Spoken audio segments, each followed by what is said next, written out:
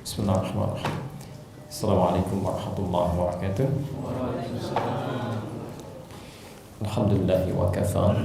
Assalatu wassalamu ala rasulillahi al-mustafa wa ala alihi wa sahbihi wa man wafa. Amma ba'd. Fa ya ibadallah, usi nafsi wa iyyakum bi taqwallahi faqad faza al-muttaqun. Fala tamutunna illa wa antum muslimun. Faqala ta'ala ya ayyuhalladzina amanu taqullaha haqqa tuqatih wa la tamutunna illa wa antum muslimun. Saudara-saudariku, alhamdulillah, bersyukur kepada Allah Subhanahu wa taala kita masih diberikan kesempatan oleh Allah untuk beraktivitas di hari ini. Semoga seluruh aktivitas kita mendapat bimbingan dari Allah Subhanahu wa taala sehingga insyaallah seluruhnya bernilai kebaikan, bernilai ibadah dan bisa lebih baik dibandingkan dengan hari-hari yang telah kita lalui. Selanjutnya kita bermohon pada Allah Subhanahu wa taala sekiranya Allah memberikan kemudahan pada materi yang akan kita bahas bersama, kemudian memberikan manfaat dan keberkahan sehingga ilmu yang bisa kita pelajari bisa kita amalkan dalam kehidupan kita. Karena seringkali sifat pelajaran berbeda-beda dalam hasil yang didapatkan. Ada orang yang sulit menangkap, ada yang cepat menangkap tapi juga lambat dalam mengamalkan. Ini tidak disukai dalam agama kita. Yang paling dibintakan oleh Al-Quran saat kita mampu mendapati pengetahuannya, maka cepat amalkan untuk tidak menundanya. Baiklah, kita akan fokuskan bahasan kita dengan kembali mengurai tentang serial kajian fiqh Al-Asma'ul Husna yang telah kita sampaikan pengantarnya dalam 2 edisi di Mukan, dan hari ini coba kita lanjutkan dalam bahasan yang insya Allah kita coba uraikan. Kami mohon waktu untuk memberikan resum atau intisari dari apa yang telah kita bahas dulu kemarin untuk menyambungkan pada pertemuan kita saat ini. Baik, telah kita uraikan bersama bahwa inti dari pembahasan fiqh Al-Asma'ul Husna adalah memahami 2 hal penting yang nanti kita urutkan detailnya. Yang pertama adalah mengetahui tentang nama-nama terindah yang melekat kepada Allah Subhanahu wa taala saat kita membutuhkan Allah untuk memanggilnya. Ini poin pertama yang telah kita urai, dan di sini telah kita uraikan pengertian fiqh, pengertian asma, juga pengertian al-husna. Nanti bagi Anda yang terlambat bergabung bisa kembali mengamati rekamannya untuk lebih menyambungkan kajian kita sehingga tidak terlalu luas untuk mengulangnya. Yang kedua, inti dari al-asma'ul husna selain mengurai nama-nama terindah yang melekat kepada Allah saat kita akan memanggil dan menyebut namanya, juga terkait erat dengan ini yang paling penting, kaitan antara ibadah dan doa saat kita memohonkan sesuatu kepada Allah. Jadi tidak hanya disebutkan nama-nama Allah untuk dihafal dan diketahui bahwa ini nama terindah yang melekat kepada Allah, tapi nanti ada fungsi-fungsi spesifik dalam nama Al-Asma'ul Husna ini yang terkait dengan ibadah, juga terkait dengan doa-doa yang sekiranya kita akan panjatkan kepada Allah. Saat Anda sakit, apa nama yang harus disebut dari Allah ini supaya cepat diijabah mendapatkan pengabulannya? Saat Anda butuh rezeki, nama apa yang harus disebutkan? Ya, sehingga kita bisa mendapatkan cepat responnya. Saat Anda punya kesulitan, nama apa yang dipanggilkan? Ya, sekiranya kita bisa mendapati solusi untuk memecah segala kebuntuan itu. Maka nanti kita akan uraikan dari dalil Al-Quranul Karim, hadis-hadis Nabi yang mulia terkait dengan persoalan-persoalan yang tadi kita tampilkan. Baik, jadi teman-teman sekalian, bahasan fikih Al-Asmaul Husna itu tidak akan jauh dari 2 pembahasan ini. Ya, jadi pertama kita mengenali namanya, ya, fungsi makna bahasanya, kemudian kita bahas fungsi ibadah dan doa yang terkait dengan kebutuhan-kebutuhan hidup kita. Baik, nama puncak pertama telah kita bahas di pertemuan lalu, ya, yaitu nama tertinggi ya, yang disebutkan dalam Al-Quran sebanyak 2698 kali dengan lafaz Allah. Ya, kami telah terangkan secara bahasa apa itu lafaz Allah, bahkan dari setiap hurufnya pernah kita bahas. Ya, saking tingginya kalimat ini tidak dilekatkan pada makhluk manapun kecuali Sang Khalik. Ya, hanya Allah semata yang kalau dihilangkan setiap hurufnya tetap menunjuk pada makna yang sama. Ya, kita telah uraikan ini. Saya ingin pertegas dalam 2 hal saja. Dan di sini kita mulai turunan-turunan bahasan kita. Bapak Ibu sekalian, lafaz Allah dalam kajian Al-Asma'ul Husna setidaknya diurai berdasarkan dua pendekatan. Jadi kalau antum menemukan kalimat-kalimat Allah dalam Al-Quran ataupun dalam hadis-hadis Nabi SAW, fungsinya terkait dengan Al-Asma'ul Husna setidaknya diketahui dari dua pendekatan ini. Ya. Satu, ada yang disebut dengan fungsi uluhiyah. Mohon izin kami tuliskan supaya bisa lebih jelas ya. Bismillah. Ada yang terkait dengan fungsi uluhiyah, kan?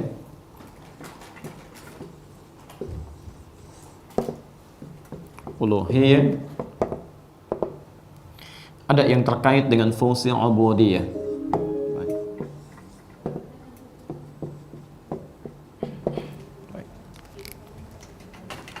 Baik, pertama ada yang terkait dengan fungsi uluhiyah. Nanti bedakan dengan kajian tauhid ya. Kajian tauhid pun nanti dibagi tiga terkait dengan Allah. Ada uluhiyah, ada rububiyah, ada al-asma was sifat ya. Dalam al-asma al-husna ya, terkait dengan lafaz Allah subhanahu wa ta'ala ya. Ada nanti yang pertama terkait dengan fungsi uluhiyah yang menunjuk aspek ketuhanan ya. Kita bahas. Dan yang kedua ada aspek ubudiyah terkait dengan fungsi ibadah. Nah, sekarang kita fokus sejenak karena kajian al-asma'ul husna seperti kami antarkan tadi, ya aspek keduanya terkait erat dengan permohonan kita kepada Allah untuk menyelesaikan segala persoalan hidup ya. Maka dari awal kajian ini saya minta Anda semua untuk fokus ya pada lafaz Allah ini. Ya, segala kebutuhan yang kita mohonkan dengan menyebut nama Allah itu tidak akan lepas dari dua pengantar ini.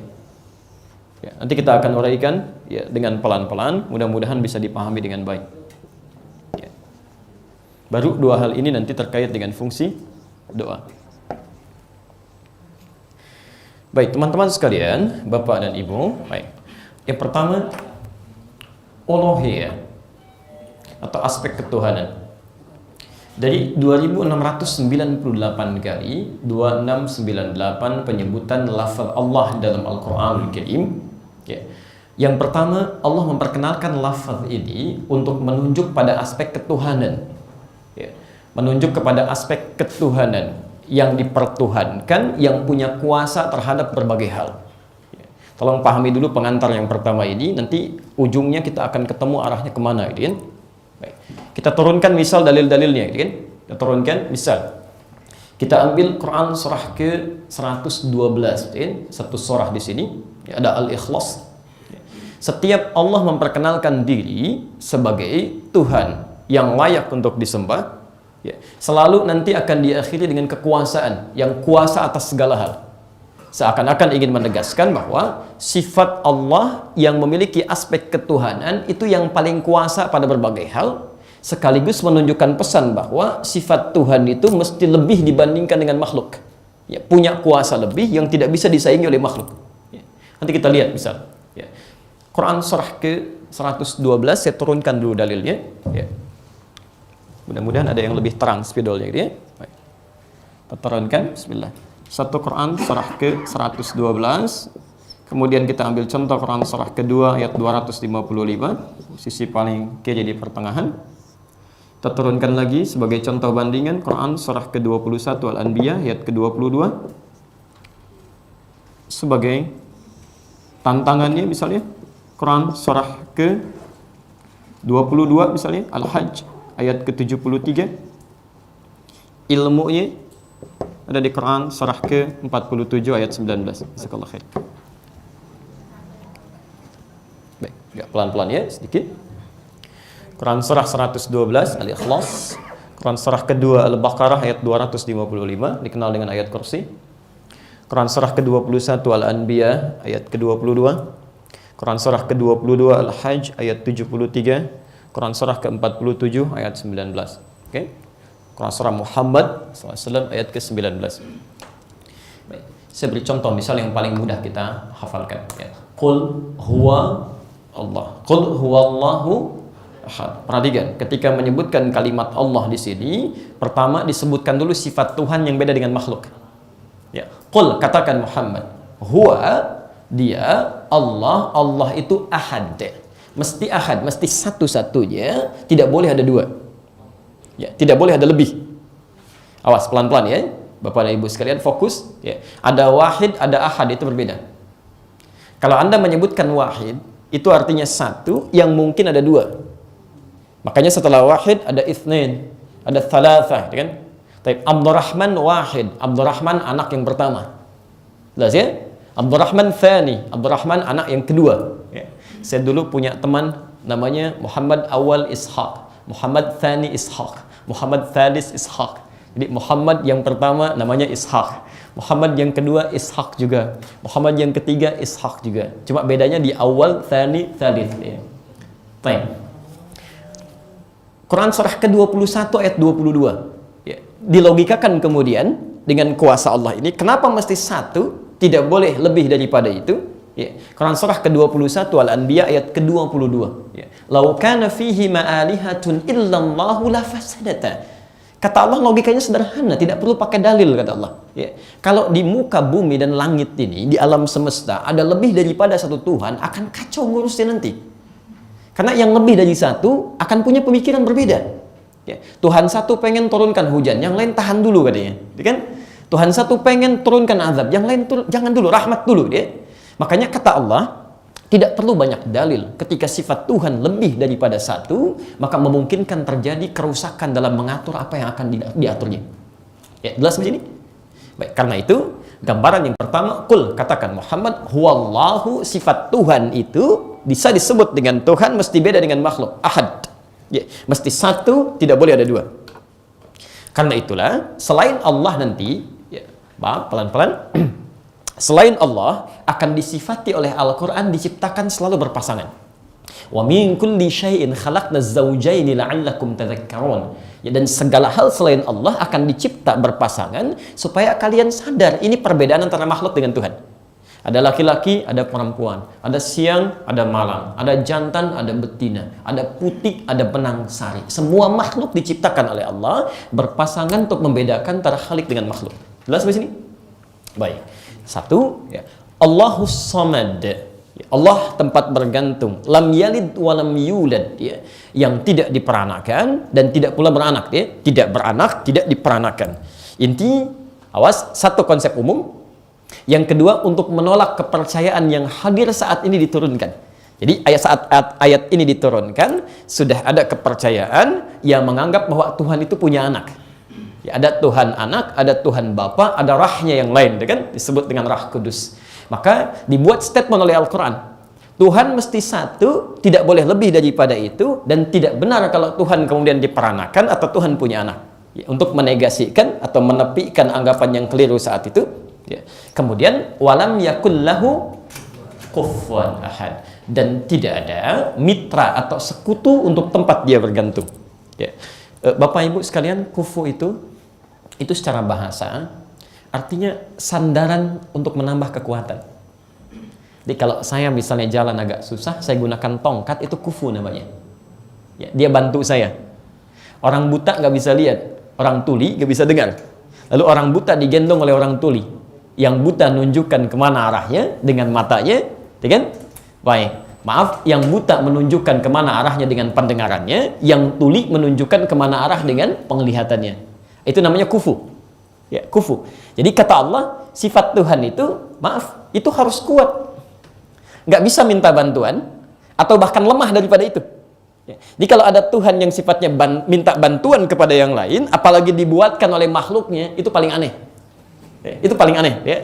Ya. Coba Anda lihat misalnya Quran surah ke-22 Al-Hajj ayat ke-73. Ya ayyuhan nas, hei manusia. Kalimat nas diulang di Quran disebutkan 241 kali. Ya. Kalau disebutkan nas, ini bukan hanya kepada orang Islam saja. Pada semuanya.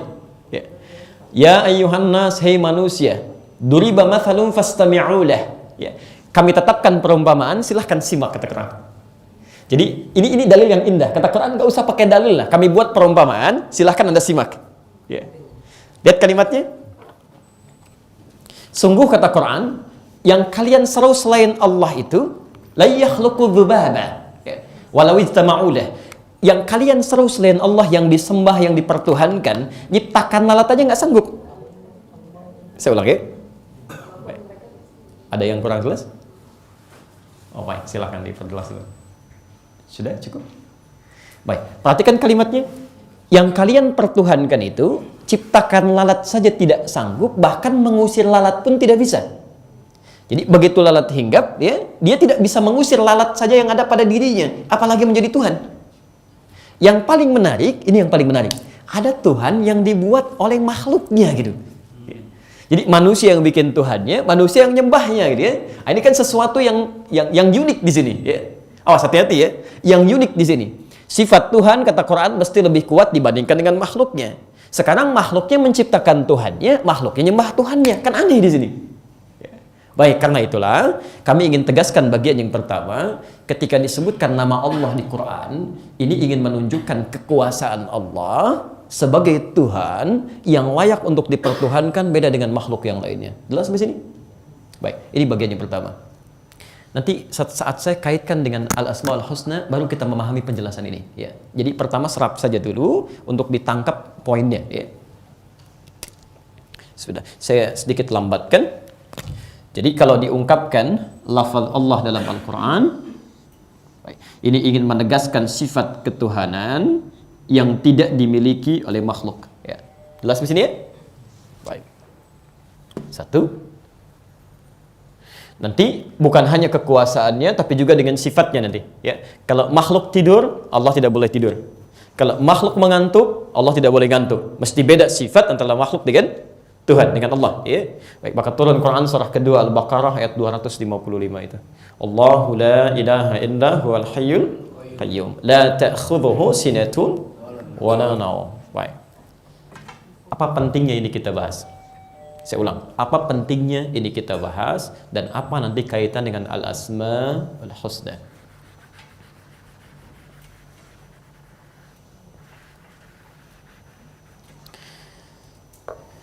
Baik, saya kembalikan sebentar. Bapak dan Ibu sekalian, kalimat Al-Asmaul Husna yang dimintakan oleh Allah Subhanahu wa taala untuk dimohonkan pada Allah jika kita membutuhkan apapun dalam kehidupan sesuai dengan nama yang telah ditetapkan. Ternyata kalimat pertama yang disebutkan oleh Quran, kalau tidak tahu nama yang kita ingin mohonkan, itu lafaz ini. Allah. Misal, saya beri contoh dulu dengan cepat ya. Anda punya masalah ingin diurai oleh Allah. Ada namanya Al-Fattah misal. Ya Al-Fattah. Ibu bapak ada kesulitan dalam rezeki, Allah berikan namanya Ya Razzaq, gitu kan? Anda punya masalah, ada yang mengganggu dalam kehidupan, Allah punya nama utama Ya Jabbar misal. Saat Anda tidak mengerti mana nama yang harus dipilih saat kita memohonkannya, maka Quran memperkenalkan diri pertama kali dengan nama yang ini, nama puncaknya. Ya.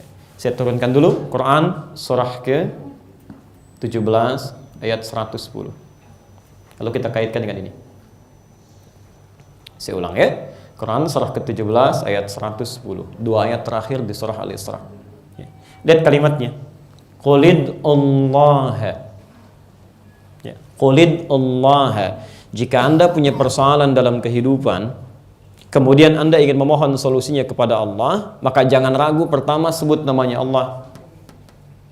Misal Bapak Ibu punya masalah ingin berdoa gitu kan, ingin memohon. Ya Allah, rezeki saya begini, begini, begini. Ya Allah, rumah tangga saya begini, begini, begini. Ya Allah, pekerjaan saya begini, begini, begini. Kalau Anda tidak mengetahui nama khusus untuk Anda panggil, kata Allah pertama kali dalam Al-Quran, sebut saja langsung. Apa namanya? Ya Allah, satu ini. Nah, pelan-pelan. Pelan-pelan. Nah, Ibu dan Bapak sekalian, saya teruskan dulu ayatnya. Qulid Allah awid ar-Rahman, atau sebut namanya Ar-Rahman, ayyamma tad'u falahul asmaul husna. Kalaupun Anda tahu nama yang khusus yang terkait dengan kebutuhan Anda, silahkan pilih satu di antara nama Al-Asmaul Husna itu. Pengertian terbaliknya, kalau Anda tidak mengetahui, belum tahu nama khususnya, langsung sebut nama Allah. Baik, jelas di sini? Baik. Sekarang perhatikan, artinya saat kita ingin berdoa lalu menyebut nama Rabb kita supaya mengabulkan doa kita, kita boleh memanggil dengan nama apa? Allah. Baik. Pelan-pelan. Nah, sekarang pertanyaannya, apakah setiap kita bermohon kepada Allah, doa kita bisa langsung dikabulkan? Baik, tahu dari mana? Ini yang coba kita bahas dulu ya. Baik, coba kita bahas dulu. Quran surah kedua Al-Baqarah ayat 186. Posisi paling kiri sebelah bawah. 186. Baik, posisi paling kiri sebelah bawah di mushaf standar. Saya bacakan dulu ya. Nanti di sini baru ada kaitan dengan al-asmaul husna dengan apa yang tadi kita bahas. Lihat kalimatnya. Wa idza sa'alaka 'ibadi 'anni fa inni qarib. Dan jika hambaku Muhammad bertanya kepadamu untuk mencari aku. Jadi ada di antara hamba Allah itu yang dalam kehidupannya satu saat ingin mengadu, ingin mendekat kepada Allah. Saya beri rumus tafsir sebentar. Kalau disebutkan dalam Al-Quran satu informasi namun tidak diberikan detail orangnya, kapan kejadiannya, itu tandanya setiap orang di setiap masa bisa mengalaminya. Saya ulang, setiap orang di setiap masa itu bisa mengalaminya. Artinya setiap kita pun pasti akan dihadapkan pada situasi bahwa mengarahkan kita untuk bermohon kepada Allah. Saya ulang, setiap kita pasti akan mengalami satu situasi yang memaksa kita untuk menyebut nama Allah. Silahkan cek, dari hidup yang pernah kita jalani sampai siang ini, siapa di antara kita yang tidak pernah memohon pada Allah? Tidak ada ya? Baik, karena itu kata Al-Quran, wa idza sa'alaka 'ibadi 'anni fa inni qarib. Jika hambaku satu saat memerlukan aku, ingin bermohon, katakan padanya, nggak usah dicari, aku dekat. Anda bertanya, ini ustadznya mana ya? Belum datang. Jawaban pertanyaan, belum ada informasi. Jawaban kedua, sudah dekat kok, insya Allah tiba. Mana yang lebih menenangkan, satu atau dua? Dua. Karena itu Allah memberikan ketenangan dengan satu harapan yang tidak membuat orang banyak mencari. Jadi kalau Anda butuh sesuatu dengan Allah, gak usah pergi kemana-mana, Allah dekat. Gak usah datang minta perantara, ada yang datang ke gua, ada yang datang ke gunung, ada yang datang ke tempat tertentu. Kata Allah, gak usah dicari, saya dekat. Ya, saya dekat. Anda bisa langsung mohonkan kepada saya kalau mau, kan? Yang paling menarik, biasanya kalau kita ingin mendekat kepada Allah, motifnya apa? Ada apa biasanya? Ada sesuatu yang ingin dimohonkan. Karena itu langsung dijawab oleh Quran. Saya agak sedikit cepat. Lihat kalimatnya. Ini rumus doa di Quran ya. Perhatikan rumus doa dalam Al-Quran. Ujibu da'watad da'i idza da'ani. Ujibu da'watad da'i idza da'ani. Ya. Saya hapus sebentar yang ini ya. Bismillah. Mohon izin sebentar, saya terlalu cepat. Baik, saya lambatkan sedikit. Perhatikan rumus doa dalam Al-Quran, surah kedua Al-Baqarah ayat 186. Kalimatnya ujib. Baik, bismillah.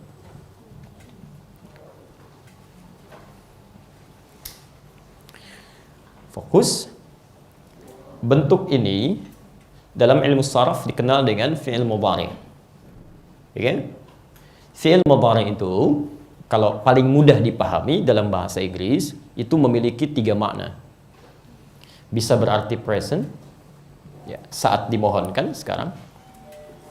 Bisa berarti continuous, ya, ya.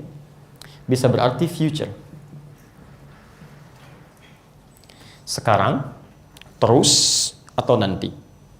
Perhatikan, kata Allah, sifat doa itu kalau dimohonkan kapanpun kepada Allah, itu pasti dijawab. Mau sekarang kita minta, mau nanti kita minta, ataupun kapanpun kita mohonkan. Jadi sifat doa itu seharusnya kalau dimohonkan pasti dijawab. Jadi tidak ada doa yang tidak dijawab. Bahkan nanti Allah menegaskan, ya, wa qala rabbukum ud'uni astajib lakum. Ya, Allah menyampaikan berdoa kepada saya langsung jawab. Ya. Ini menarik ya. Ingat kalimatnya, kalimat Qur'annya tidak ada doa yang tidak dijawab.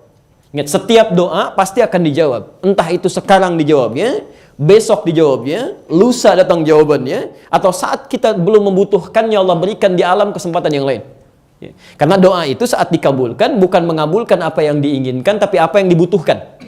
Ya. Ingat sifatnya ya, Allah tidak mengabulkan apa yang kita inginkan, tapi mengabulkan apa yang kita butuhkan. Ya, saat kita butuh itu yang diberikan. Ya, kalau baru ingin, belum tentu diberikan. Ya.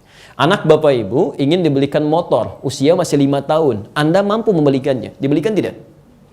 Tidak. Anda tunggu sampai dia mampu kan? Ya, jadi bukan berarti Anda nggak mampu untuk memberikan, tidak. Anda berikan saat dia butuh nanti. Nah, sekarang perhatikan. Persoalannya, kata Allah, kalau seseorang berdoa menyebut namanya, ini, ya Allah, gitu kan? Baik. Kata Allah, ujib, saya pasti jawab. Sekarang persoalannya, ada orang memohon kepada Allah yang ia butuhkan, bukan yang ia inginkan. Tapi jawaban ini belum datang. Bisa lambat, atau tidak sama sekali. Apa penyebabnya? Ya, jelas di sini? Pelan-pelan. Jadi seharusnya ketika orang bermohon kepada Allah, itu akan selalu dikabulkan oleh Allah jika yang dimintakan kebutuhan. Nah, sekarang seseorang bermohon kepada Allah atas apa yang ia butuhkan, pelan-pelan. Namun jawabannya kok belum kunjung tiba, ya bisa lambat, atau bahkan nampak tidak dijawab sama sekali. Apa masalahnya di sini? Nah, maka teman-teman sekalian, ketika Anda menyebut nama Allah, inilah bahasan pengantar yang tadi kita uraikan. Konsekuensinya adalah, maaf, saat kalimat ini disebutkan oleh kita semua, maka sifat uluhiyahnya masih dihadirkan. Saya ulang, sifat uluhiyahnya, mengakui Allah sebagai Tuhan dalam bentuk perilaku kita keseharian, itu yang harus dihadirkan. Kalau ada seseorang menyebut nama Allah dalam permohonannya, ya, dalam doanya, tapi sikap kesehariannya menjauh dari Allah, bahkan menepikan Allah sebagai Tuhan, itu yang membuat lambat doanya dikabulkan. Ya. Maaf, Tuhan kita siapa? Allah, Masya Allah. Ya, Tuhan kita adalah Allah. Tapi dalam sikap keseharian kita menjauh dari Allah Subhanahu Wa Taala. Ada yang menjadikan Tuhannya televisi, ada yang menjadikan Tuhannya kedudukan, ada yang menjadikan Tuhannya harta benda. Masya Allah. Karena itu ketika semua itu hilang dari dirinya, bermohon kepada Allah agak sulit diterimanya, ya. Sulit terkabulnya, ya. Maaf, karena sikapnya bertentangan dengan sifat uluhiyah ini. Jadi kalau ada di antara kita, mohon izin, kesehariannya sering berdoa kepada Allah, namun tertunda jawabannya atau bahkan sulit untuk dikabulkan, coba cek, barangkali ada hijab yang menghambat antara jawaban dengan permohonan itu. Di antaranya sikap kita yang menyimpang dari aspek uluhiyah ini. Tayyib, mohon izin. Antum kalau sedang di kantor ada panggilan sholat, mana yang didahulukan? Sholat dulu atau teruskan rapatnya? Alhamdulillah. Masya Allah. Masya Allah. Alhamdulillah. Baik ya. Itu luar biasa. Luar biasa. Saya kasih contoh Quran ya. Kita dengan Quran aja. Dengan kami insya Allah kita coba hadirkan Quran sunnahnya supaya lebih mendalam ya. Saya kasih kasus di Quran. Surah ke-62. Al-Jumu'ah. Ayat ke-11. Ayat terakhir, posisi paling kiri. Di akhir ayatnya, di pertengahan ya. Baik. Di awal masa Islam, saya ulang, di awal masa Islam, kemudian muncul perintah dari Allah untuk menunaikan ibadah sholat Jumat. Sebagian orang-orang yang belum terbiasa dan belum paham hukum khutbah Jumat itu, saat mengikuti khutbahnya Nabi, tiba-tiba qadar Allah ada kafilah. Kafilah itu barang dagangan ya, yang baru dibawa lewat samping masjid, menawarkan diskon luar biasa. Ini barang baru, diskon sekian persen dan sebagainya. Ya, saya kasih ilustrasi lah, ibu kalau sedang belanja gitu kan, ada panggilan sholat, baik. Di qadar Allah di bawah ada masjidnya, ibu sholat dulu atau teruskan dulu nawarnya? Sholat. Nah sekarang situasinya diganti, begitu akan sholat, tiba-tiba panggilannya berubah, diskonnya naik 90%. Nah, teruskan mau sholat atau kembali lagi? Baik ya, hati-hati di akhirat nggak ada diskon nanti ya. Awas. Nah, teman-teman sekalian, apa yang terjadi? Ternyata Nabi SAW ditinggalkan oleh sebagian orang yang ada di situ. Di masjid sedang mendengarkan khutbah, mereka mengejar itu, ya, tawaran barang dagangan tadi. Ya. Sampai turun ayat, wa idza ra'au tijaratan aw lahwan infaddu ilaiha wa tarakuka qa'iman. Tatkala mereka melihat aktivitas bisnis yang sedang terjadi dan perbuatan yang tidak bermanfaat itu, yang tidak bermanfaat maksudnya tawar-menawar di situ, ya. Infaddu ilaiha, bergegas mereka menuju ke tempat itu, wa tarakuka qa'imah, sedangkan kau ditinggalkan berdiri khutbah Muhammad SAW. Kata Ibnu Katsir, ada 12 orang yang bertahan. Selebihnya keluar.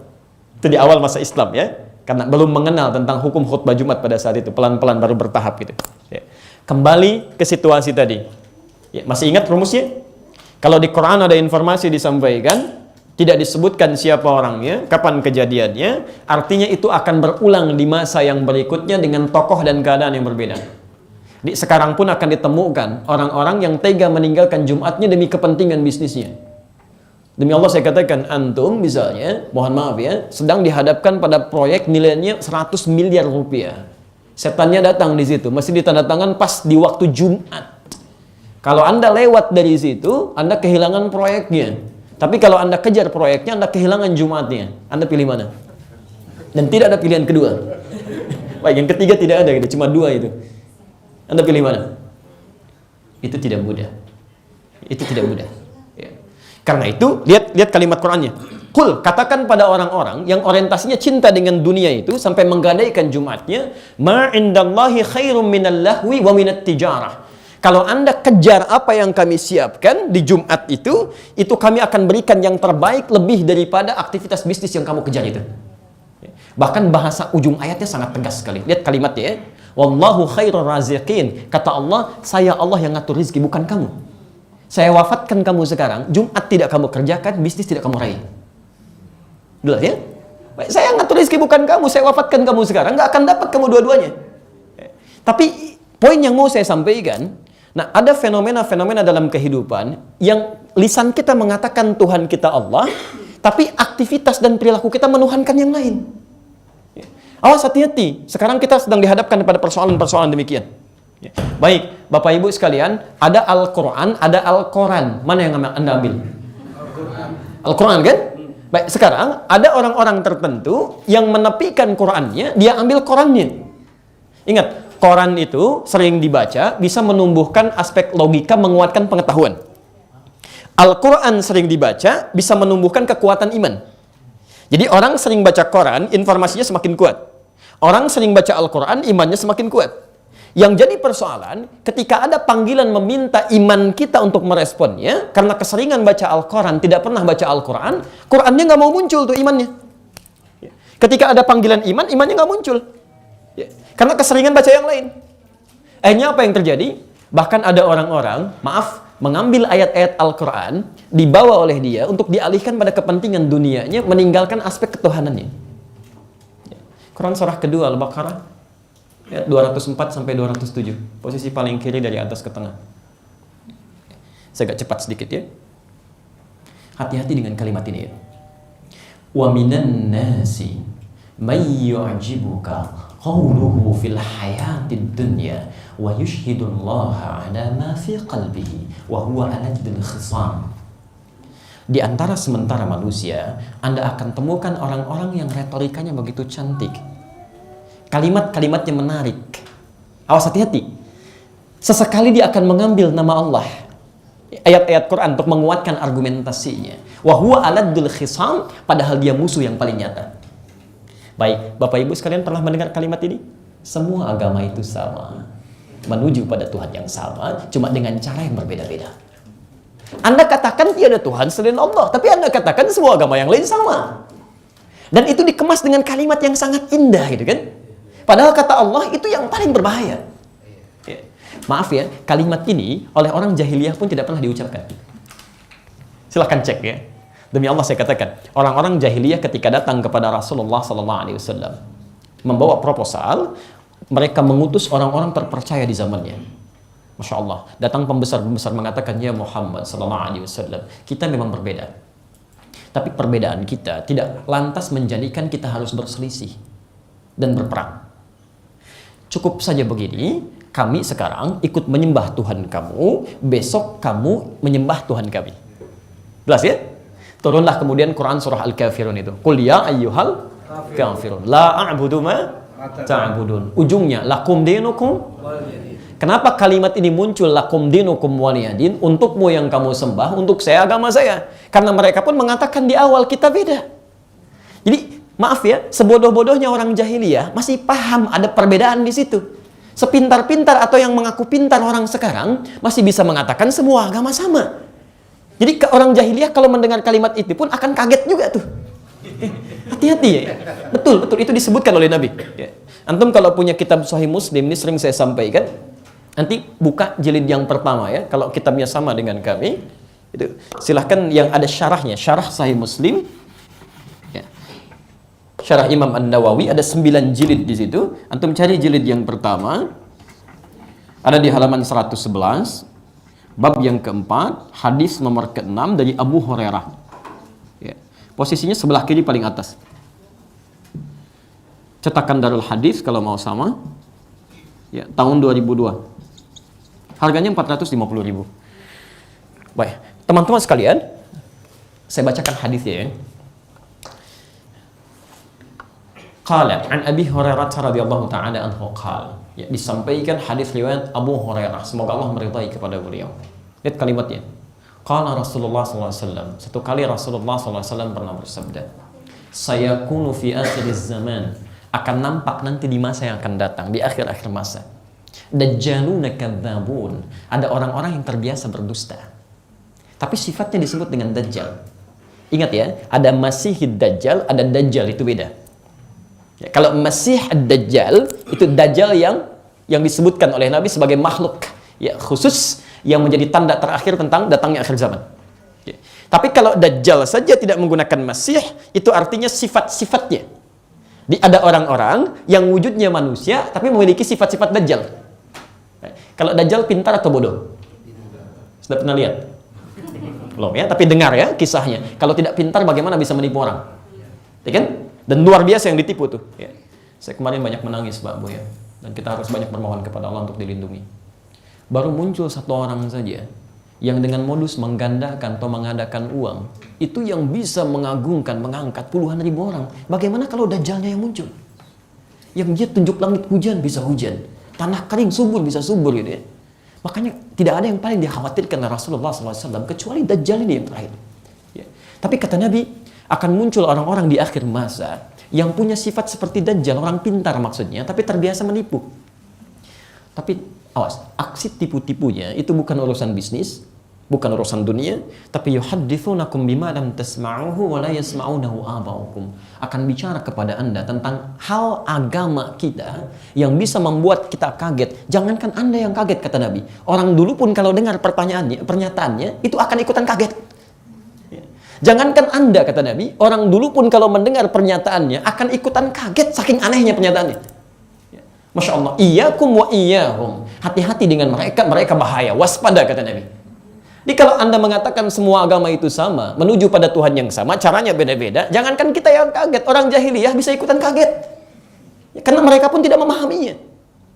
Nah, jadi teman-teman sekalian, hati-hati kalau ada orang-orang bersikap seperti ini, ada yang ikut-ikutan demikian, mengatakan Allah Tuhan, tapi salawatnya di tempat ibadah orang lain. Mengatakan Allah Tuhan, azannya di tempat ibadah orang lain, itu melanggar sifat uluhiyah. Karena itu orang-orang seperti ini ketika bermohon kepada Allah, itu yang memperlambat doa dikabulkan. Hati-hati. Itu yang memperlambat doa dikabulkan. Bahkan di hadis Muslim nomor hadis 1056. Kalau antum belajar Al-Arba'in An-Nawawi, ya, An-Nawawi ya, nomor hadis yang ke-10, posisi paling kanan. Saya seringkali berikan ilustrasi begini. Baik, saya lambatkan sedikit. Ini cawannya, gelas. Kalau terbuka begini, bisa saya isi apa saja? Bisa ya, saya tuangkan kopi, teh, susu, bahkan saya bisa taruh spidol dan lain-lainnya ya. Baik, saya perhatikan. Kalau saya tutup seperti ini, bisa masuk benda lain? Tidak. Tidak ya, memantul ya? Baik, sekarang perhatikan. Nabi itu memberikan ilustrasi yang sangat indah. Thumma dzakara rajula. Nabi mengisahkan seorang lelaki, asy'atha aghbara, sampai menempuh perjalanan panjang, yutilus safara, menempuh perjalanan panjang, asy'atha aghbara. Sampai rambutnya kumel, bajunya berdebu. Teman-teman sekalian, pernah kita bahas doa yang dipanjatkan saat safar itu cepat dikabulkan. Karena itu kami mohon izin memberikan nasihat. Kalau antum sedang safar, kemanapun bepergian, terutama saat ibadah, isi dengan doa. Mohon kepada Allah. Barangkali disitulah doa kita yang sering kita panjatkan cepat diijabah. Baik. Ya. Terlebih saat untuk menuntut ilmu itu tidak mudah itu ya. Baik. Yang kedua, yamuddu yadayhi ilas sama, dia mengangkat tangannya ke langit begini. Ya.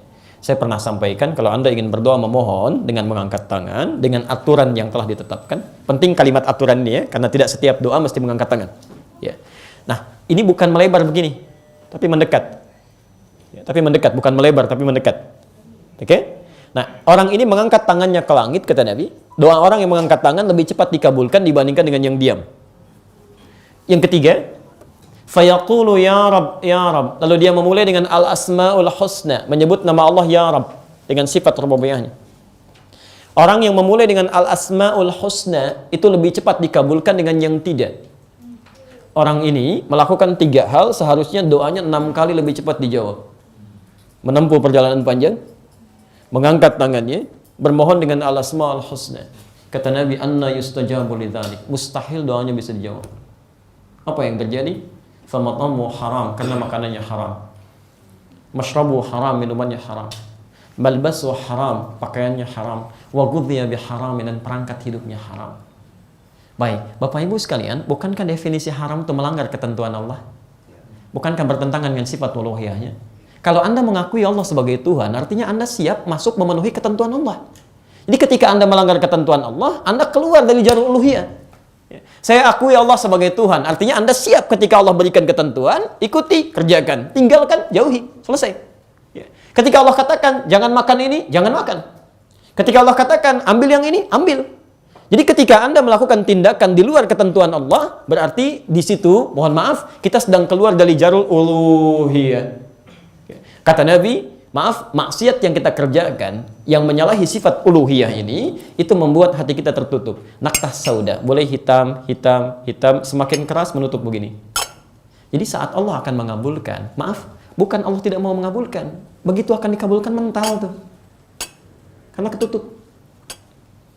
Karena itu teman-teman sekalian, saat kita, mohon maaf, ya, berdoa kepada Allah, ada sesuatu yang lambat dikabulkan, coba cek, pernah nggak melakukan kesalahan yang bertentangan dengan sifat ini? Intinya ada maksiat yang dikerjakan. Quran surah ke-71 ayat 10-14.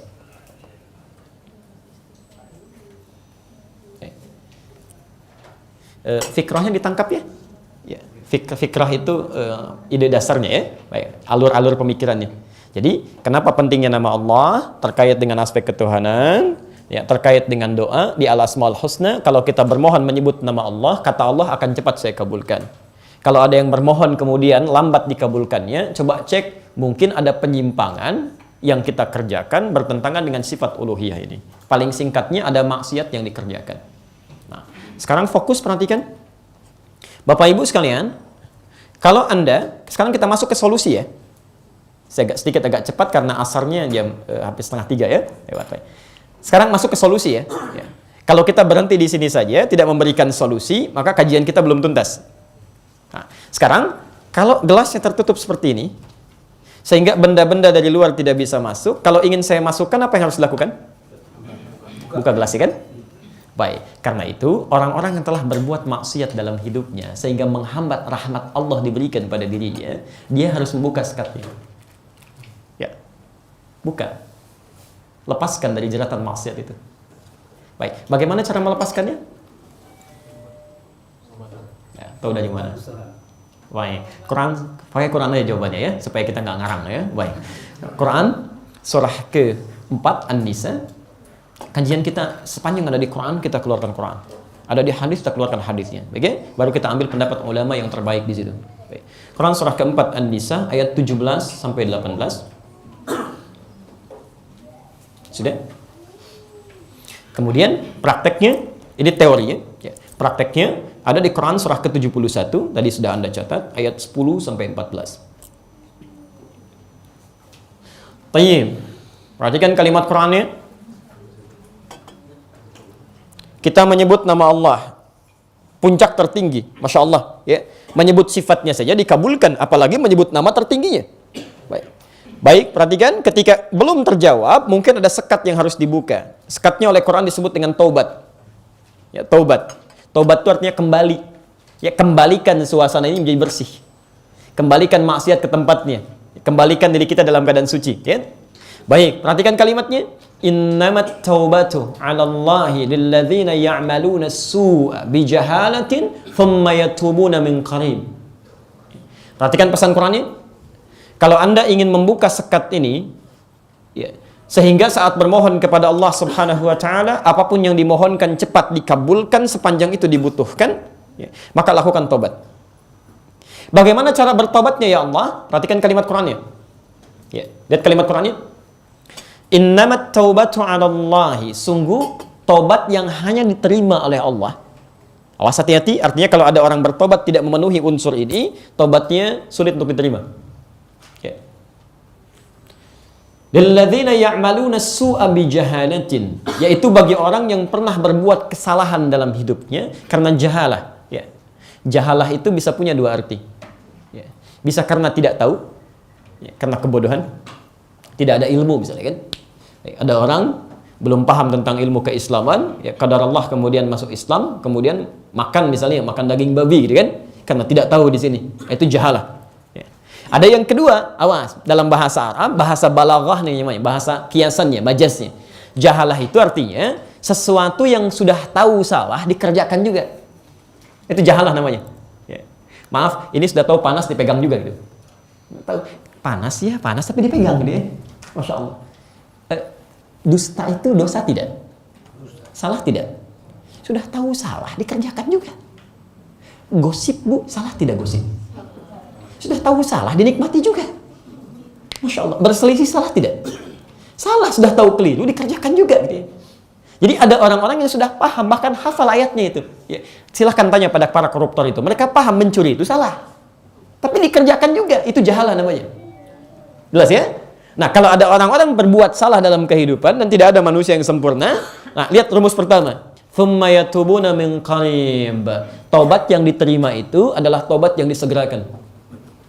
Saya ulang ya, ini kaidah penting nih. Maksud saya kalau pulang nanti dari sini, ya, kemudian Anda pernah bermohon kepada Allah, sadar misalnya, terlambat jawaban yang kita terima itu, coba ingat-ingat pernah berbuat maksiat apa. Saat ingat kesalahan Anda itu, segera pada saat itu bermohon kepada Allah ampunan. Ya. Lihat kalimatnya, tsumma yatubuna min qarib. Kemudian dia lekas bertobat saat mengingat kesalahan yang ia perbuat. Ya. Jadi kalau Anda berbuat salah di siang hari, jangan tunggu malam untuk bertobat. Ya. Quran surah ke-3 ayat 133. Posisi paling kanan sebelah atas. Sekarang teman-teman yang bawa mushaf, cek ayatnya ya. Quran surah ke-3 Ali Imran ayat 133. Wasari'u ila maghfirah. Ada ayatnya? Saya tuliskan. Bismillah.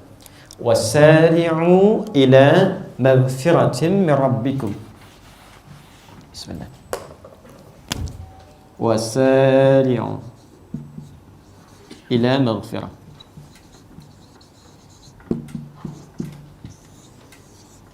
Pertama ini. Mohon izin, di situ diartikan apa? Wasari'u dan bersegeralah. Sekarang buka Quran surah ke-62 Al-Jumu'ah ayat ke-9. Posisi paling kiri sebelah atas di pojok. Quran surah ke-62 Al-Jumu'ah ayat ke-9. Ya ayyuhalladzina amanu idza nudiya lis-salati min yaumil jumu'ati fas'au ila dzikrillah. Di situ ada redaksi fas'au. Diterjemahkan apa? Dan bersegeralah. Baik, pertanyaan saya, kenapa dua kalimat berbeda, terjemahannya bisa sama? Silahkan cek. Satu, wasari'u dan bergegaslah, bersegeralah. Kita mau Jumatan, kalimat Qur'annya fas'au. Beda kan? Pertama sari'u, kedua fas'au. Ya, dua kalimat berbeda, terjemahannya bisa sama, bersegeralah. Nah, Bapak Ibu sekalian, mohon izin fokus sebentar. Kalau disebutkan fas'au dari kata sa'a, itu artinya bersegera dengan persiapan. Saya ulang ya, bersegera dengan persiapan. Jadi ketika kita yang para pria khususnya dipanggil menunaikan Jumat, makanya panggilannya bukan saat sholatnya, hari Jumatnya. Ya. Lihat kalimatnya, idza nudiya lis-sholati min yaumil jum'ah. Kalau Anda dipanggil diingatkan untuk menunaikan sholat Jumat, bukan saat sholatnya. Ya. Jadi kalau sudah tiba waktu Jumat, kita harus persiapan, harus tahu tuh. Ya, sekarang Jumatnya jam berapa? Misal 11.38. Ya. Kalimatnya fas'au, siap-siap dulu. Ya, diturunkan di sunnah nanti. Mandi dulu, kan? Setelah itu berwudu dengan sempurna, gitu kan? Bahkan mandinya mandi junub, gitu kan? Kalau Anda bisa lakukan. Setelah itu gunakan pakaian terbaik, gunakan wangiannya, baru Anda berangkat. Itu fas'au namanya. Ya. Artinya bergegas di sini bukan buru-buru saat khatib naik ke mimbar Anda buru-buru datang. Awas, atau azan berkumandang Anda baru bergegas. Hati-hati. Baik. Jadi yang dimaksud fas'au di sini, sebelum tiba waktunya Anda siap-siap, bergegas, cepat siapkan, tunaikan. Makanya izin ibu bantu, Bu. Kalau suaminya misalnya masuk ke hari Jumat, ibu siapkan. Ingatkan dari jam 10 Pak, hari ini insya Allah Jumat. Pakaian sudah mama siapkan di situ. Minyak wanginya ambil di sini. Dan titip doa dari keluarga untuk kita semuanya. Rinci satu-satu itu. Itu indah gitu kan. Nah, sedangkan sara'a itu artinya sifat segera yang tidak memerlukan persiapan. Bahkan kalau dalam bahasa Arab, kalau sudah ada kata sara'a, itu artinya berpikir pun gak usah lah. Langsung aja. Ya. Orang Arab bilang sur'ah, cepat. Ya. Kalau ada misalnya, ana ahtajil al-qalam, saya butuh pulpen ya. Baik. Begitu dia jalan, ngobrol dengan temannya. Ya Allah, sur'ah anta. Ya, kamu cepat, jangan banyak ngobrol, jangan mikir, cepat ambil dia. Khudhil qalam ati ilayya. Ya. Sur'ah dari kata sar'ah. Kenapa kalimat taubat menggunakan kata sar'ah ingin memberikan kesan bahwa, mohon maaf, jika Anda memiliki kesalahan dalam hidup, segerakan bertobat, jangan banyak berpikir. Ada dua makna di situ. Ketika taubat Anda tunda, kita tidak bisa menjamin kita masih bisa mendapatkan kehidupan di masa selanjutnya. Atau bahkan beberapa detik yang kita rencanakan. Anda salah siang ini, ingin bertobat nanti malam saat tahajud. Sekalian tahajud deh, saya mohon supaya lebih khusyuk. Qadar Allah begitu masuk sore asar, Anda meninggal. Bisa terjadi. Tanpa mengucapkan astagfirullah pun bisa meninggal. Insyaallah. Idza jaa ajaluhum la yastakhiruna sa'ata wa la yastaqdimun. Kalau datang ajalnya nggak bisa milih, maju tidak bisa, mundur susah. Ya. Harap-harap misalnya meninggal di tanah suci, begitu pulang ke tanah kusir meninggal. Bisa terjadi. Anda masuk ke pintu mobil, bismillah, assalamualaikum, yang keluar malaikat maut, ya ayat Tuhan nafsun mutmainnah, selesai kan? Jadi kalau punya kesalahan, segera. Tapi Masya Allah, hikmah kedua, Allah meminta kita menyegerakan supaya Allah cepat menurunkan rahmatnya. Sifat Allah itu kalau ingin memberikan rahmat, tidak ingin menunda, Pak. Anda bertobat sekarang, rahmat diberikan saat itu. Pernahkah Anda dengar kita seorang membunuh 100 orang? Yang orang mengatakan dia sudahlah ahli neraka ini, sejengkal lagi masuk neraka. Qadar Allah dia bertobat kepada Allah. Konsultasi dengan seorang ulama, dikatakan kamu ini buruk karena pengaruh lingkungan, hijrah aja ke tempat lain supaya bisa lebih baik lagi. Dia keluar dari tempatnya dia tinggal, berjalan, baru bermohon kepada Allah, dia segerakan, dia tidak tunda. Begitu dia berangkat, dia bertarung dengan maut. Tobatnya menggugurkan semua dosanya, langkahnya menghitung pahalanya. Ketika berjalan belum sampai ke tempat tujuan, qadar Allah maut datang. Masya Allah. Apa yang terjadi? Riwayat mengatakan surga, bahkan turun ayat di situ. Quran surah keempat itu, An-Nisa, ayat yang ke-100, posisi paling kiri sebelah bawah itu. Wa may yakhruj min baitihi muhajiran ila Allah wa rasuli thumma yudrikul maut faqad waqa'a ajruhu 'ala Allah. Dan siapa yang ingin berhijrah, hijrah itu berpindah pada kedekatan atau kebaikan yang lebih mendekatkan diri kita dengan Allah. Saya ulang, berpindah pada satu kondisi yang lebih mendekatkan diri kita dengan Allah. Bukan pindah tempat ya. Hijrah itu tidak harus selalu pindah tempat. Anda tinggal di samping masjid. Misal, ini rumah Anda, ini masjid. Jarang tadinya ke masjid. Qadar Allah sekarang ada sentuhan ke dalam jiwa, ingin menunaikan sholat di masjid. Lalu Anda biasakan ke masjid, saat Anda berubah, pindah, mendekat kepada Allah, itu disebut dengan hijrah.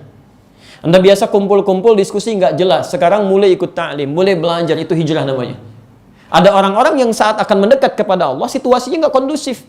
Ya, ada orang mengancam, ada sulit mendapatkan guru yang baik, maka dia pindah tempat. Ya, ini juga masuk bagian hijrah yang maksa dirinya untuk pindah ke tempat yang lebih baik. Jelas di sini? Baik, orang ini pindah, thumma yudrikul maut, di perjalanan maut datang lebih cepat dari apa yang dia duga. Faqad waqa'a ajruhu 'ala Allah. Kata Allah, pahalanya telah saya tetapkan. Ya.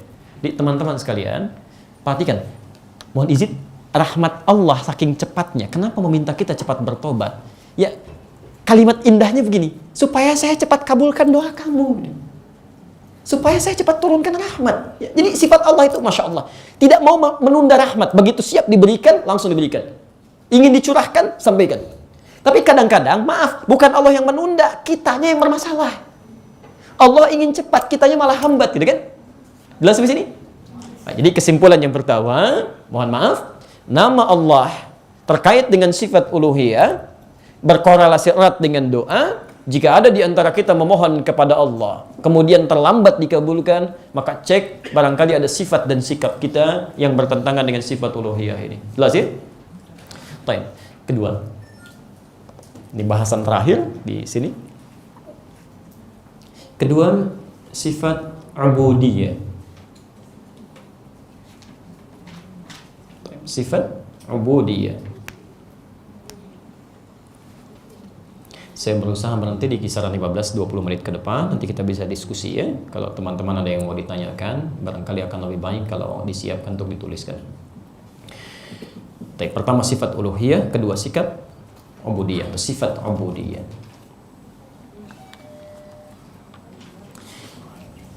Bapak Ibu sekalian, ubudiyah secara bahasa diterjemahkan secara singkat dengan arti beribadah. Dengan arti ibadah. Saya ulang. Baik. Silakan diperluas saja kalau masih ada spesial ini, insyaallah.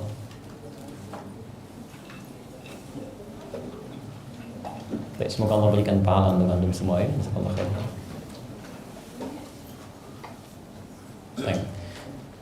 Allah berfirman di Quran surah 58 ayat yang ke-11 ya.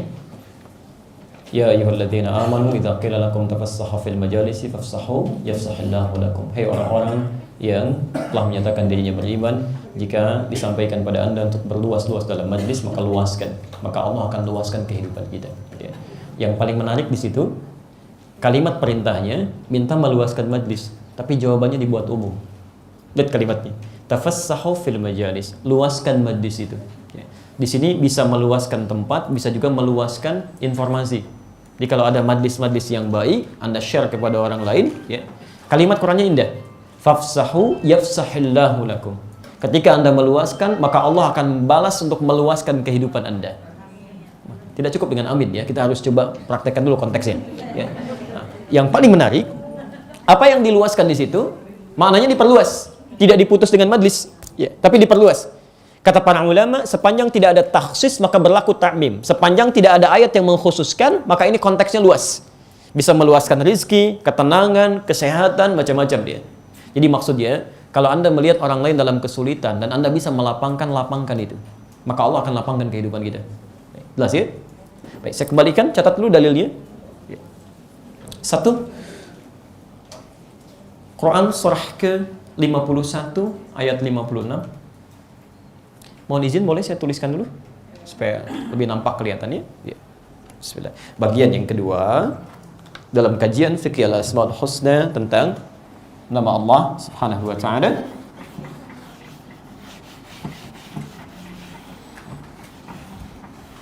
Terkait dengan fungsi apa? Ibadah. Oke. Saya ulang. Sifat ubudiyah terkait dengan fungsi ibadah. Dalilnya 1 Quran surah ke-51 ayat 56. Pelan-pelan. Caranya di Quran surah ke-98 ayat ke-5. Kemudian turunan sebagai contohnya Quran surah kedua saja, oke. Kita ambil ayat kedua sampai ayat ke-5. Kalau ingin lebih singkat nanti kita ambil Quran surah ke-65 ayat 2 sampai dengan ayat 3. Kalau ingin diambil contoh lagi, ya, contoh turunan ini. Kita ambil Quran surah ketiga ayat 38 sampai 39, posisi paling kanan sebelah atas. Nanti saya baca ulang. Quran surah 21 ayat 83 sampai dengan 90.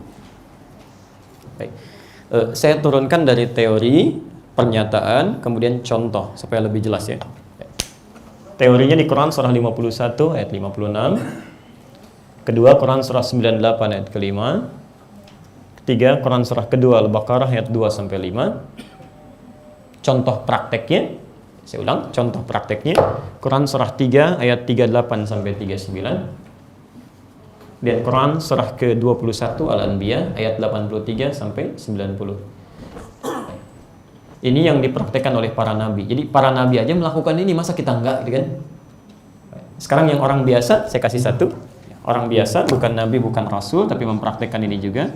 Quran surah ketiga ayat 35 sampai 37.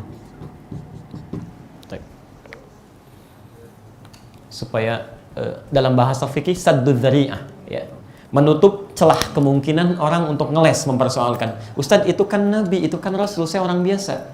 Kita ambil contoh terakhir, ini bukan nabi, bukan rasul, orang biasa, jadi Anda tidak bisa mengelak lagi, ya. Baik, Quran surah 51 ayat 56. Insyaallah kita hafal ayatnya. Bismillahirrahmanirrahim. Wa ma khalaqtul jinna wal insa illa liya'budun. Perhatikan cara menerjemahkannya. Allah berfirman, "Wa ma khalaqtul jinna wal insa," dan tidaklah aku ciptakan jin dan manusia itu. Baik, hati-hati, kalimat ins di sini disebutkan dalam bentuk tunggal. Ya, bersanding selalu dengan jin disebutkan 18 kali dalam Al-Qur'an. Kita sudah bahas ini dalam kajian hakikat manusia. Baik. Artinya apa?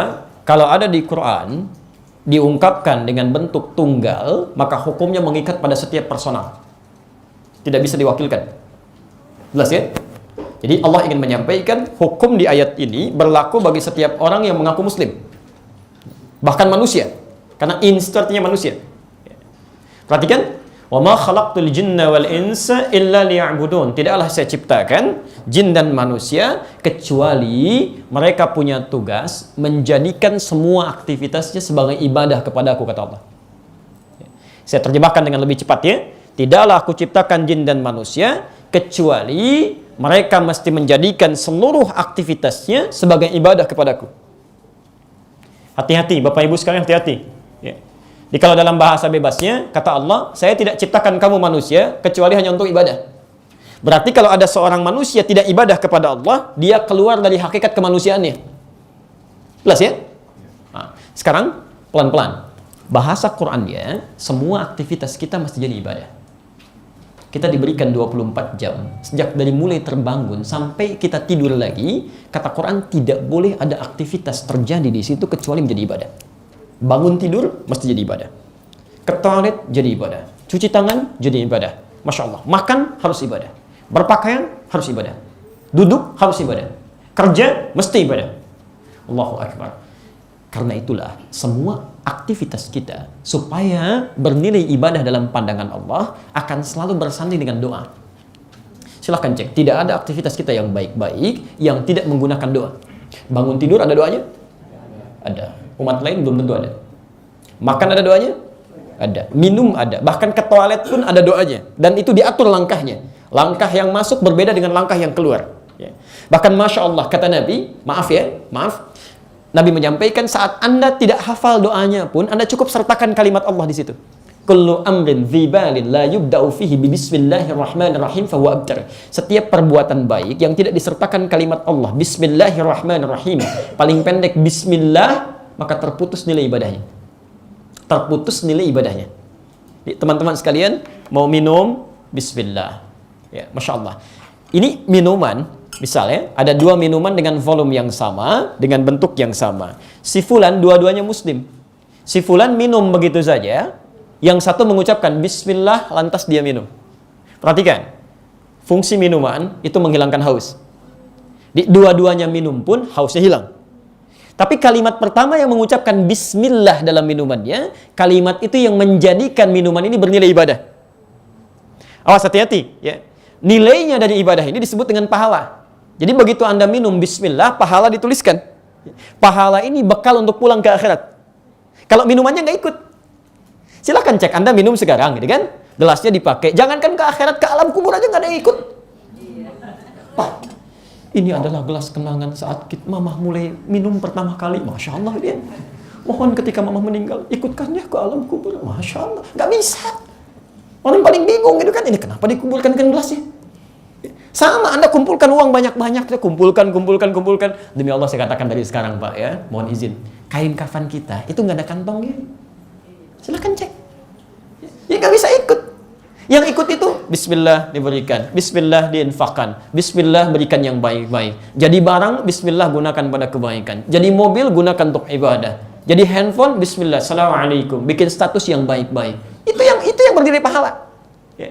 Yang paling menarik, saat Anda minum misalnya tidak mengucapkan bismillah, Itu bukan hanya pahala tidak hadir dalam kehidupan akhirat.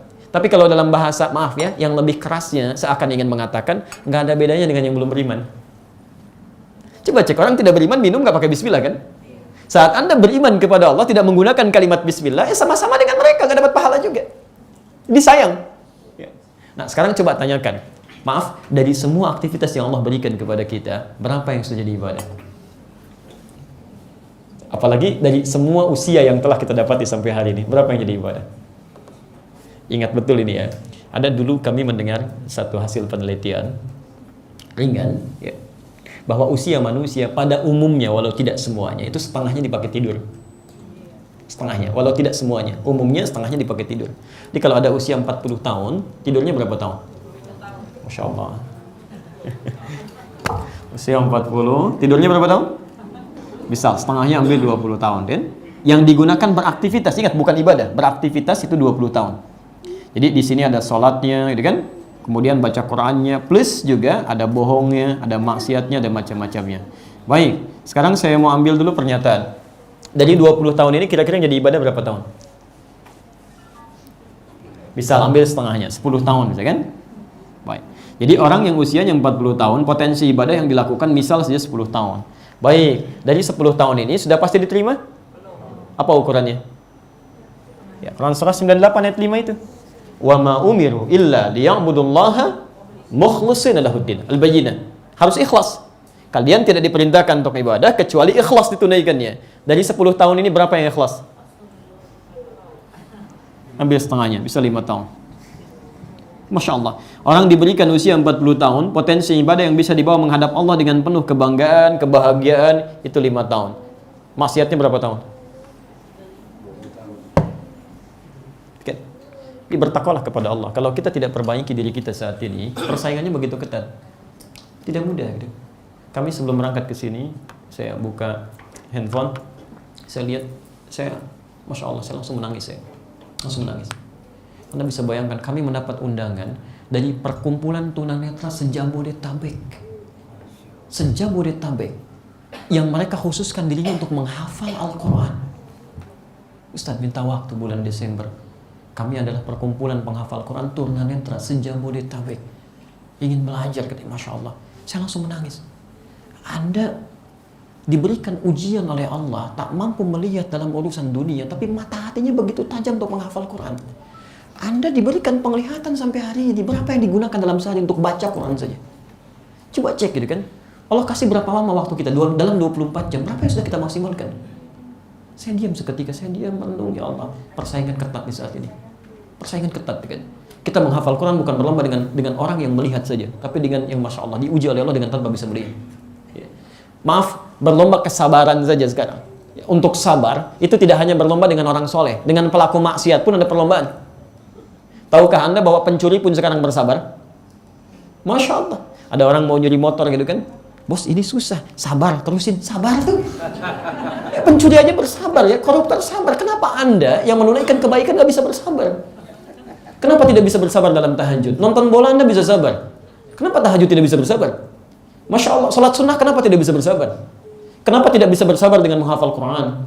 Dengan membaca Al-Quran? Ya kan? Jadi kalau orang pelaku maksiat pun bisa bersabar, kenapa kita pejuang dakwah tidak bisa bersabar? Jadi bertakwalah kepada Allah. Kalau waktu yang diberikan disia-siakan, itu tidak mudah untuk bisa mengembalikan kebaikan itu. Anda kehilangan 2 rakaat sebelum subuh tadi, Anda tidak bisa menggantinya kecuali esok hari. Dan demi Allah, esok pun belum tentu kita bangun lagi. Ya. Karena itu saya kembalikan dari sini, baik. Ingat fungsi hidup kita itu untuk ibadah, bukan untuk yang lain. Ya ibadi, di hadis qudsi, hambaku khalaqtuka lil ibadah fala tal'ab. Saya ciptakan kamu untuk ibadah, jangan banyak mainnya, kata Allah. Ya, wa qasamtu laka rizqaka fala tat'ab. Dan saya sudah bagi rizkimu dalam hidupmu, enggak usah capek.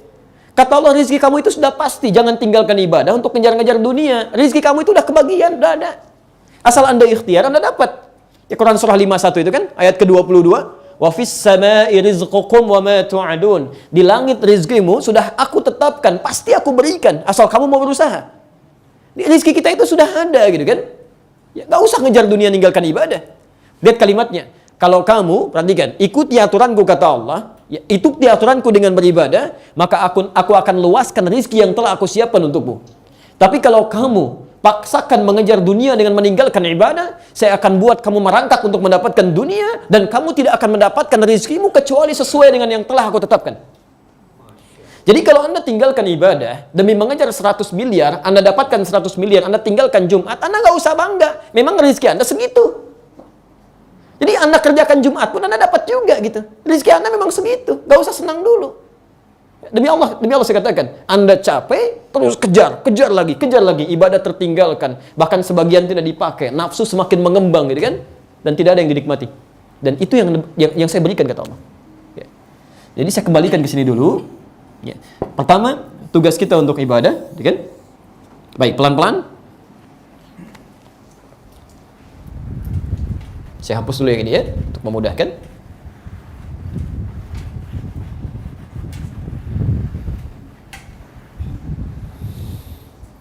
Baik, jadi kalau disebutkan nama Allah pelan-pelan, kan? Maka fungsi yang kedua terkait dengan apa? Ibadah. Baik, sekarang apa korelasinya dengan kajian Al-Asmaul Husna, khususnya terkait dengan doa yang kita mohonkan kepada Allah, ya, dengan fungsi yang kedua ini? Baik, tadi sudah kita kaji dengan cukup mendalam bahwa setiap doa yang dimohonkan kepada Allah, hukumnya akan selalu terjawab. Tapi jawaban yang disampaikan oleh Allah Subhanahu wa taala dari doa yang kita mohonkan itu diikat dengan dua ketentuan. Ya, satu sifat uluhiyahnya, yang kedua sifat ibadah yang melekat pada kewajiban kita. Apa pengertian terbaliknya? Disebut dengan mafhum mukhalafah. Kalau ada seseorang, mohon izin, bermohon kepada Allah, ya, kemudian doanya sulit terkabulkan atau terlambat terkabulkan di sini, maka coba dicek, barangkali fungsi ibadah yang belum maksimal. Ya. Barangkali fungsi ibadah yang belum maksimal. Kita ambil contoh. Bahkan ini pernyataan Quran itu begitu mengagumkan. Ya. Kalau ibadah Anda benar dan lebih banyak kita tingkatkan, itu ada orang-orang yang belum minta pun Allah sudah kabulkan. Belum terucap di lafadznya. Ini ada orang-orang yang baru terfikir saja, itu Allah sudah berikan jalan. Masya Allah. Saya kasih konsep di Quran ya. Kasih konsep di Quran surah kedua Al-Baqarah ayat 2 sampai ayat kelima. Apa yang paling diharapkan dalam hidup? Antum, apa yang paling diharapkan dalam hidup?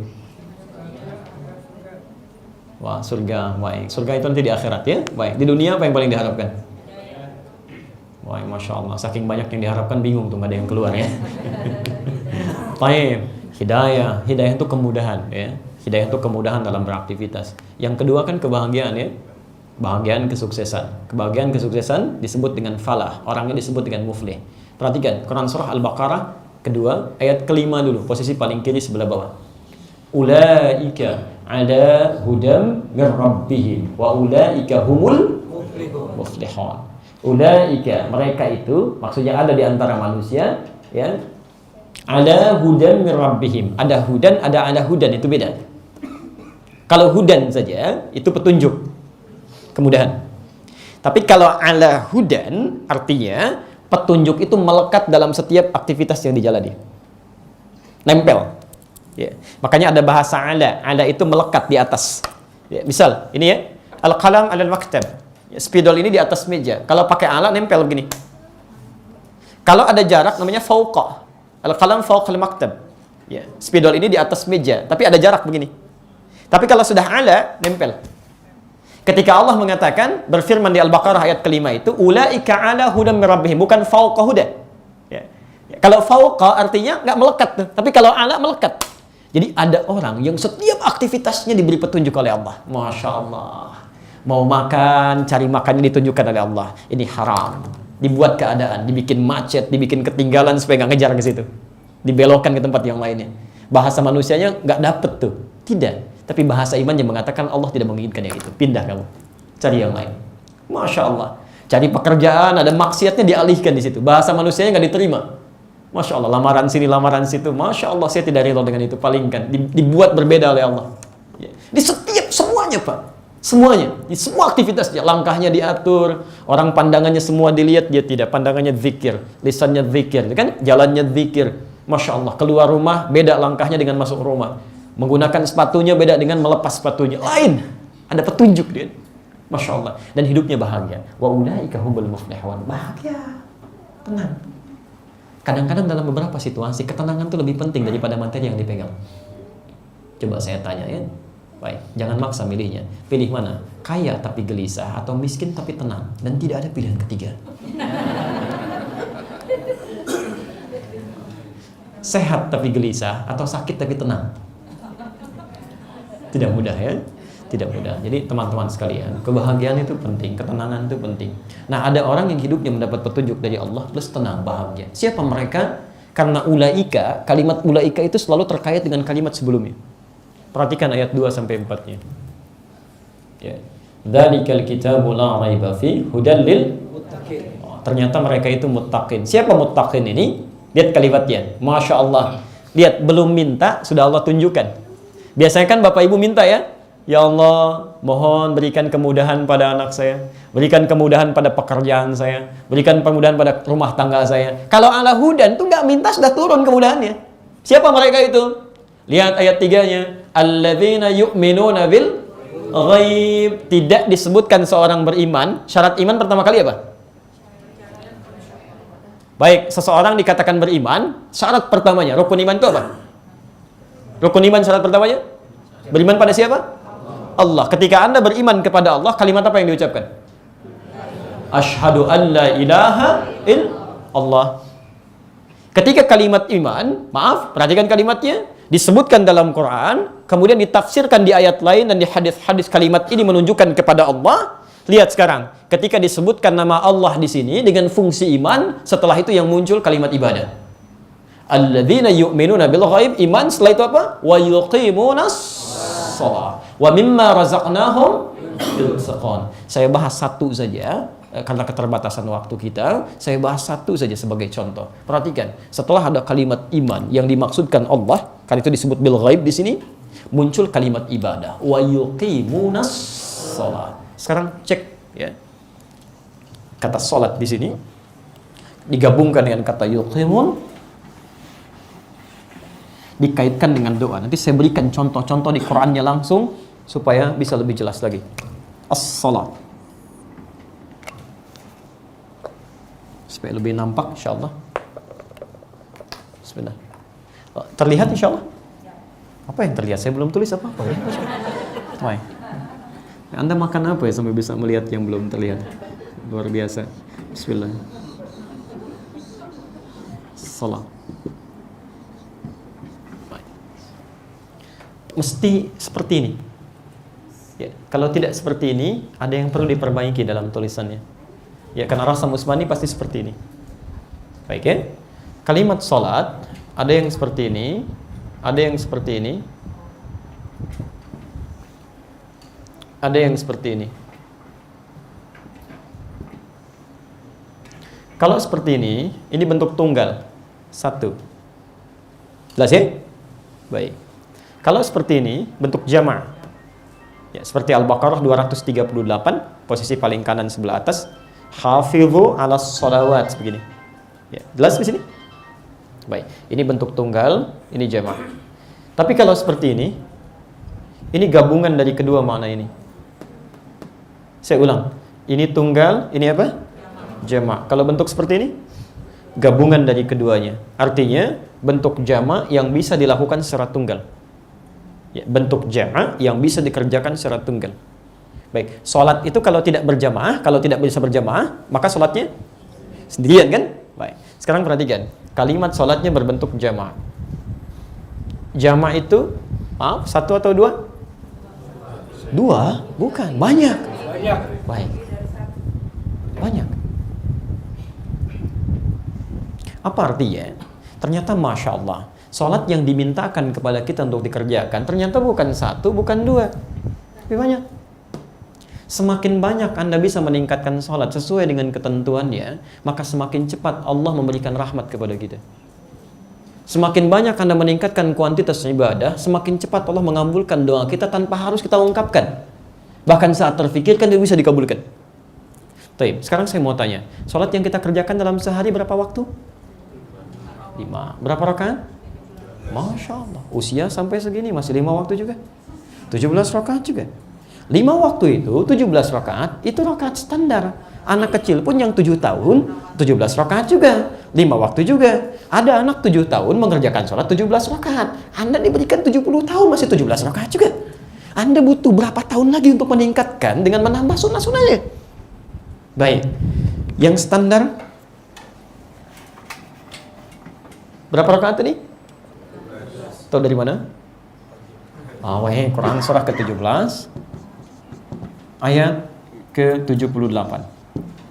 Ini semua harus dijaga. Di Quran surah kedua ayat 238. Waktu spesifiknya di Quran surah ke-11 ayat ke-114. Ini yang 5 waktu. Makanya saya tuliskan supaya bisa dilihat ya. Baik. Bismillah. 1. Quran surah ke-17 ayat ke-78. Ini yang standar. Kedua, Quran surah kedua ayat 238. Ini perintah untuk menjaganya supaya tidak ditinggalkan. Kapan waktu ditunaikannya? Itu ada di Quran surah ke-11 Hud ayat 114. Nah, sekarang fokus bersama kami. Bapak Ibu sekalian, maaf, ini baru standar. Jadi kalau Anda baru mengerjakan yang standar kemudian berdoa kepada Allah, jangankan Anda, yang lain pun melakukan yang sama. Anda sholat maghrib 3 rakaat, Masya Allah, habis maghrib Anda berdoa, ya Allah mudahkan urusanku. Kata Allah, bukan kamu aja, yang lain juga sholat maghrib doanya sama. Masya Allah. Jadi ketika Anda meminta lebih, Anda harus tingkatkan lebih dari amal yang lain. Ya tingkatkan. Semakin Anda tingkatkan amalannya, maka Allah percepat pengabulannya, sekalipun Anda tidak mohonkan itu. Jelas kalimatnya? Baik, maka coba hadirkan tambahan dari yang standar, dalam bahasa agama disebut dengan sunnah namanya. Jelas ya? Jadi ada yang wajib, ada yang sunnah. Maka rumusnya ketika Allah menyebutkan kalimat salat dengan kata banyak, keluarkan tambahan-tambahan sunnahnya. Ada apa saja? Rawatib. Berapa rakaat? Tahu dari mana? Baik. Dari At-Tirmidzi nomor hadis 586 dari Ummu Habibah gitu kan. Beliau menyampaikan qala Rasulullah sallallahu alaihi wasallam, man shalla 12 raka'atan, siapa yang salat 12 rakaat fi yaumin wa lailatin, mengiringi salat fardunya siang dengan malamnya. Apa saja itu? Arba'an qabla dhuhri, 4 rakaat sebelum zuhur. Baik, raka'ataini ba'daha, 2 rakaat setelahnya. 6, raka'ataini ba'dal maghrib, 2 rakaat setelah maghrib. 8, raka'ataini ba'dal isya, 2 rakaat setelah isya. 10, raka'ataini qabla subhi, 2 rakaat sebelum subuh. Berapa jadinya? 12. Sekarang, maaf, saya mau zuhur nih. Berapa rakaat tadi? Qabliyahnya?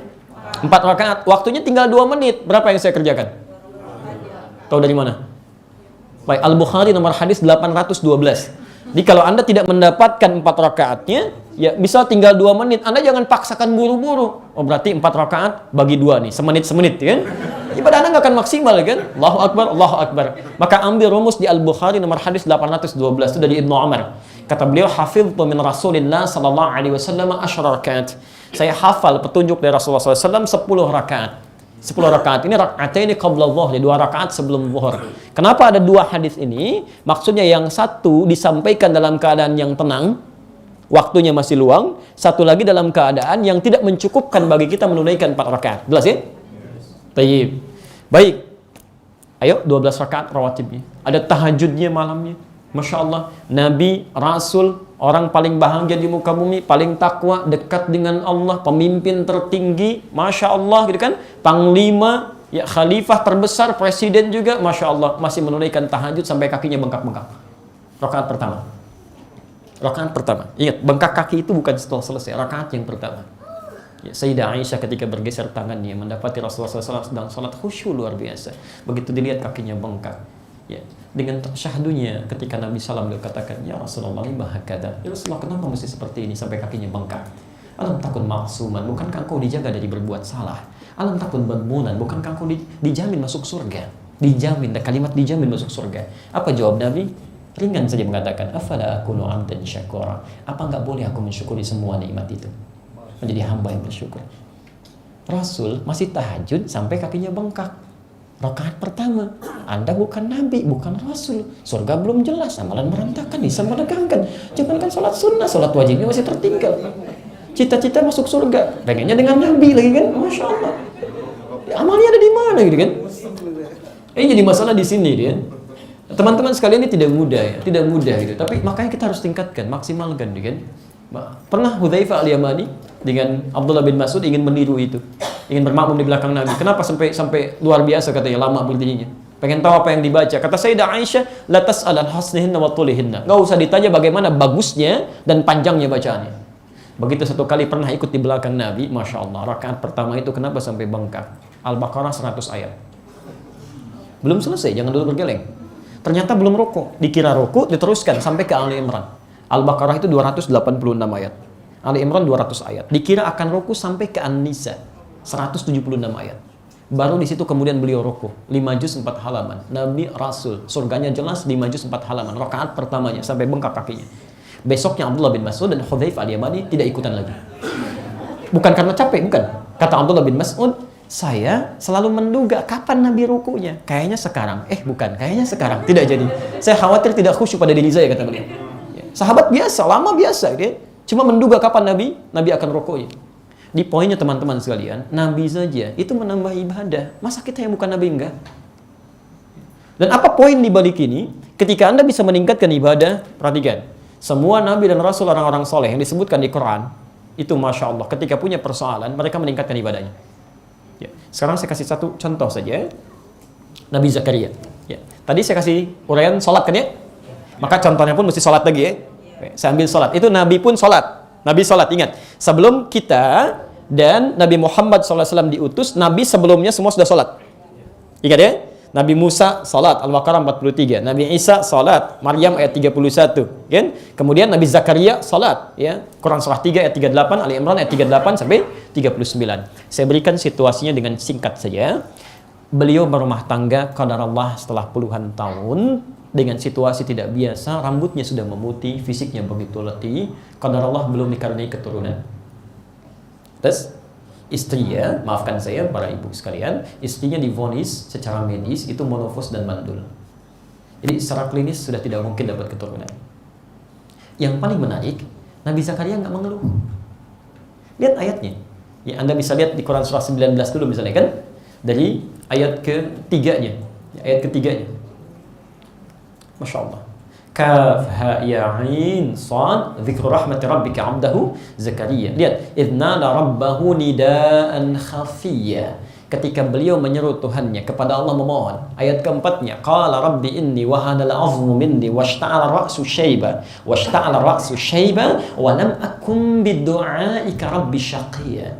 Ya Allah, saya menerima ketentuanmu sampai saat ini hingga rambutku memutih, fisikku begitu letih, tapi saya tidak pernah putus bermohon kepadamu. Saya tidak mengeluh, ya Allah. Nabi, Rasul, dekat dengan Allah, orang paling takwa, diuji puluhan tahun tidak mengeluh. Anda bukan Nabi, bukan Rasul. Kenapa baru beberapa menit mengalami ujian sudah mengeluh? Ya Allah, mengapa saya? Ya memang kamu. Kamu yang sanggup, yang lain tidak, gitu kan? La yukallifullahu nafsan illa wus'aha. Tapi yang paling menarik, ketika situasi itu muncul, apa yang dilakukan? Salat. Quran surah ketiga Ali Imran ayat 38 sampai 39 ya. Beliau tunaikan salat, dalam salat yang bermohon kepada Allah. Hunalika da'a Zakaria rabbah, qala rabbi habli min ladunka dzurriyyatan thayyibah innaka sami'ud du'a. Di mihrabnya beliau bermohon kepada Allah Tuhannya, menyampaikan, ya Allah. Lihat kalimatnya, semua mengatakan saya tidak mungkin punya keturunan. Lihat rumus Quran ya, lihat rumus Quran yang pertama. Semua mengatakan tidak mungkin saya dapat. Maka saya hanya bermohon kepadamu sekarang saja ya Allah. Hanya bermohon kepadamu saja ya Allah. Hanya engkau yang dengar doa saya. Kalau pada yang mendengar saja tidak bisa mengabulkan, lantas kepada siapa lagi saya mesti mengeluhkan? Memohonkan. Allahu Akbar. Lihat kalimatnya. Jadi ada rumus di Quran, kalau semua orang sudah mengangkat tangannya, hand up, mereka katakan ini nggak bisa bu. Ini nggak mungkin pak. Ini kata Quran tanda pertama bahwa Anda diminta segera bermunajat kepada Allah. Tinggalkan makhluk karena Allah yang langsung memberikan kepada Anda tanpa perantara. Karena itu jangan buang-buang waktu. Ada pekerjaan sulit, semua orang mengatakan tidak, langsung kepada Allah. Itu pertanda itu. Sudah diarahkan. Yang paling menarik ketika bermohon itu, selesai permohonannya, belum selesai salatnya, tiba-tiba turun jawaban. Lihat kalimatnya, ayat 39-nya. Fanadathul malaikatu wa huwa qa'imun yusalli fil mihrab. Yusalli fil mihrab. Annallahu yubashshiruka bi Yahya. Tiba-tiba datang malaikat menyampaikan kepada beliau, sedangkan Nabi Zakaria ini masih berdiri dalam salatnya. Maaf, belum selesai sholatnya. Jadi doanya baru selesai, dalam keadaan berdiri, sholatnya belum tuntas diselesaikan. Masih sholat, tiba-tiba turun jawaban. Allah kasih kabar gembira, Anda akan punya anak, namanya langsung dari Allah Yahya. Hidup. Yang mustahil menurut manusia, lahir dari rahim seorang perempuan yang monofos dan mandul, kata Allah, tidak ada yang mustahil. Jadi dan hidup dia. Teman-teman sekalian, Nabi Zakaria sholat dulu, berdoa baru dikabulkan. Kita umatnya Nabi Muhammad sallallahu alaihi wasallam sebelum sholat ditunggu oleh Allah. Mau minta apa? Lihat kalimatnya Al-Baqarah ayat ke-45. Ya, posisi paling kanan sebelah bawah. Wasta'inu bis-sabri was-salah. Wasta'inu, jika Anda punya persoalan dalam hidup, terima dengan sabar, mohonkan kepadaku saat sholat. Masya Allah. Kalimatnya wasta'inu. Ini kalimat perintah. Kalau kalimat wasta'inu dirubah ke dalam bentuk permohonan, maka berubah kalimatnya menjadi nasta'in. Nasta'in. Ya. Saya mau tanya, pernahkah kita membaca kalimat nasta'in saat sholat? Baik. Dibaca saat ruku atau sujud? Berdiri. Bukan ruku, bukan sujud, berdiri kan? Nabi Zakaria memohon saat berdiri. Kita diperintahkan sholat. Saat berdiri kita ucapkan, Iyyaka na'budu wa iya. Perhatikan. Iyyaka na'budu, ya Allah, sekarang kami hanya beribadah kepadamu. Ingat, fungsi Allah di sini terkait dengan ibadah. Di situ dicontohkan salat, kan? Ya Allah, sekarang kami ibadah hanya kepadamu ya Allah. Wa iyyaka nasta'in, dan sekarang kami punya persoalan dalam hidup, kami mohonkan solusi hanya kepadamu. Ketika Anda mengucapkan kalimat itu, hadis qudsi di Abu Daud nomor hadis 649. Abu Daud itu ada 4.800 hadis, 15 hadis qudsi, posisi nomor kedua hadis qudsi nomor 649 dari Abu Hurairah. Saya bacakan ke ujung hadisnya, saya tutup di sini. Lihat kalimatnya. Idza qala al-'abdu, kalau seorang hamba sedang salat, lantas dia mengucapkan kalimat Iyyaka na'budu wa iyyaka nasta'in. Ya Allah, sekarang kami ibadah hanya untukmu, dan sekarang kami bermohon solusi hanya kepadamu. Lihat jawabannya. Qala Allah azza wa jalla. Maka kalimat itu dijawab oleh Allah subhanahu wa ta'ala. Hadza baini wa baina 'abdi. Ini perjanjian antara aku dengan hambaku. Ini perjanjian, dan Allah tidak mungkin mengingkari janjinya. Quran surah 3 ayat 9. Innallaha la yukhliful mi'ad. Tidak mungkin. Ini perjanjian antara aku dengan hambaku. Wali 'abdi, dan untuk hambaku kalau benar sholatnya, masalah, apapun yang dia minta sekarang, aku akan kabulkan. Apapun yang dia minta sekarang, aku akan kabulkan. Jadi kalau ibadah kita benar, Anda Masya Allah, nggak bermohon pun Allah berikan kemudahan. Ulaika ala hudan. Jadi kalau Anda bermohon kepada Allah masih lambat, ibadah Anda belum benar. Ada yang nggak sempurna gitu kan. Ada yang sering sholatnya rajin, banyak ditingkatkan. Cuma mohon maaf, kalimat sholat di Al-Baqarah itu dimulai dengan yuqimun wa yuqimunas shalah. Dan setiap kalimat sholat di Quran umumnya menggunakan kata aqim. Wa aqimus shalah, aqimis shalah, yuqimunas shalah. Artinya sempurna. Jadi kalau ada orang sholat, banyak sholatnya, masih belum terijabah doanya, barangkali sholatnya belum sempurna. Karena itulah Nabi sangat ketat dalam perihal sholat. Bahkan pernah ada seorang sahabat ketika sholat di samping Nabi, itu diminta diulang oleh Nabi. Ulangi. Ya. Baik, jelas sampai sini? Baik, jadi korelasi positifnya bahwa, doa yang kita mohonkan terkait dengan nama Allah ini akan cepat terkabulkan jika kita menjaga sifat uluhiyahnya. Yang kedua, jika kita tingkatkan sifat ubudiyah kita kepada Allah subhanahu wa ta'ala. Kalau nanti waktunya masih ada, nanti setelah saya coba jawab 1-2 pertanyaan, nanti saya kisahkan yang lebih hebat lagi langsung dari Quran. Tadi ayatnya sudah Anda tulis, ini Masya Allah, ini bukan sholat dan belum meminta. Bukan dalam keadaan meminta, tapi seketika langsung dikabulkan oleh Allah. Karena satu amalan yang sangat luar biasa. Ya. Nanti kita lihat ya.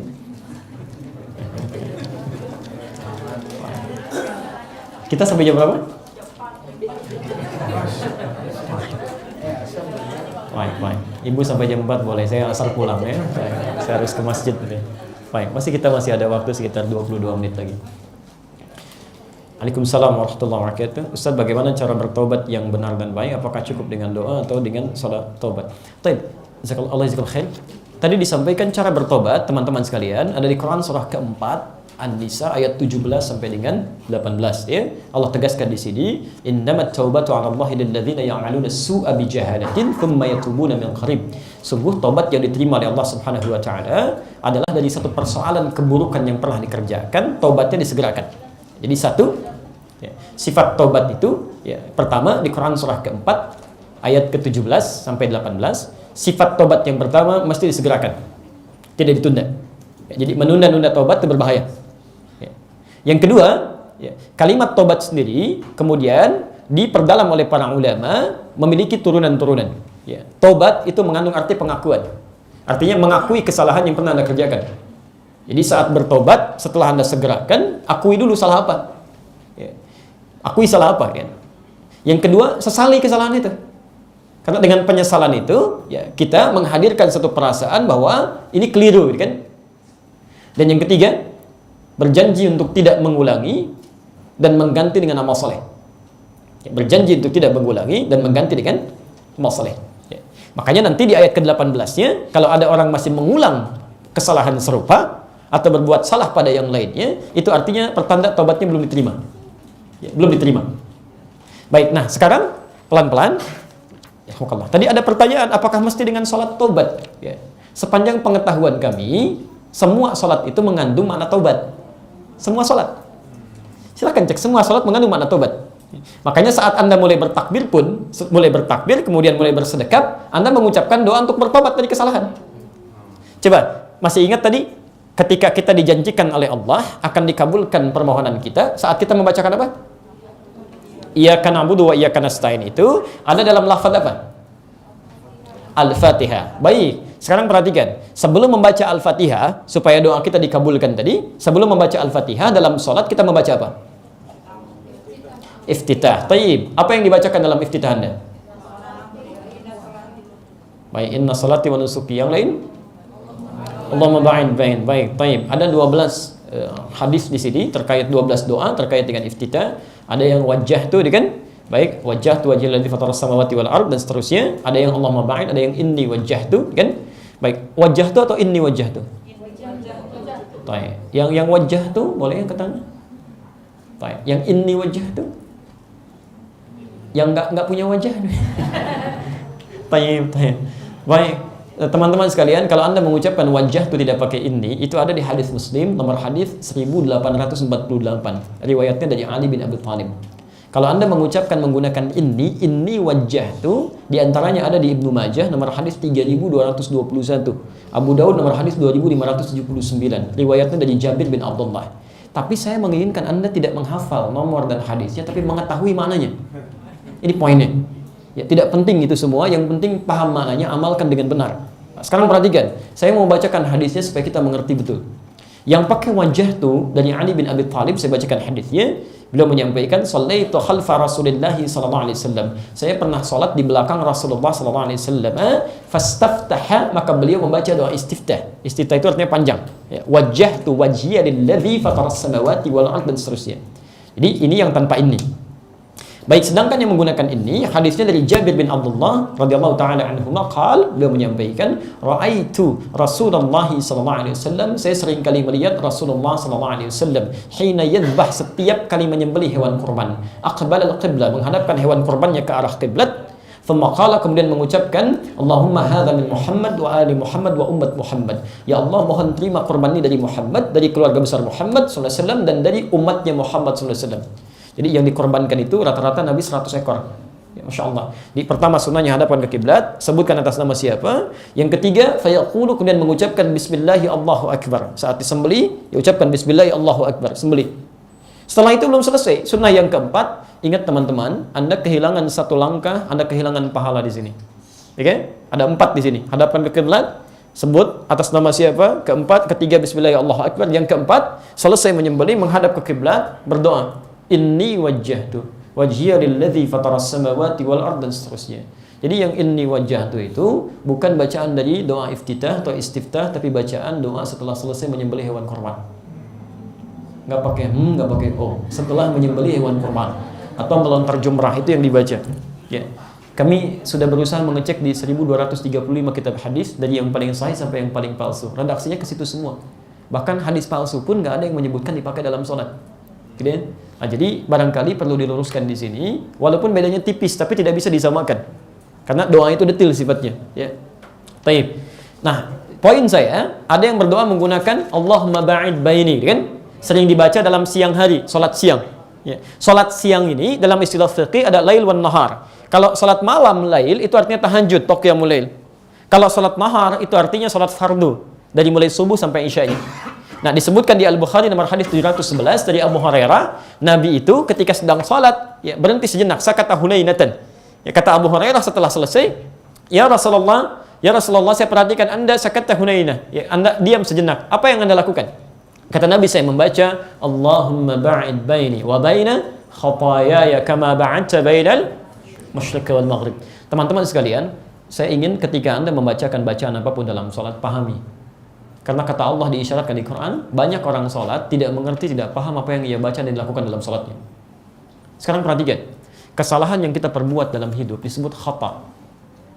Kalau banyak namanya khataya.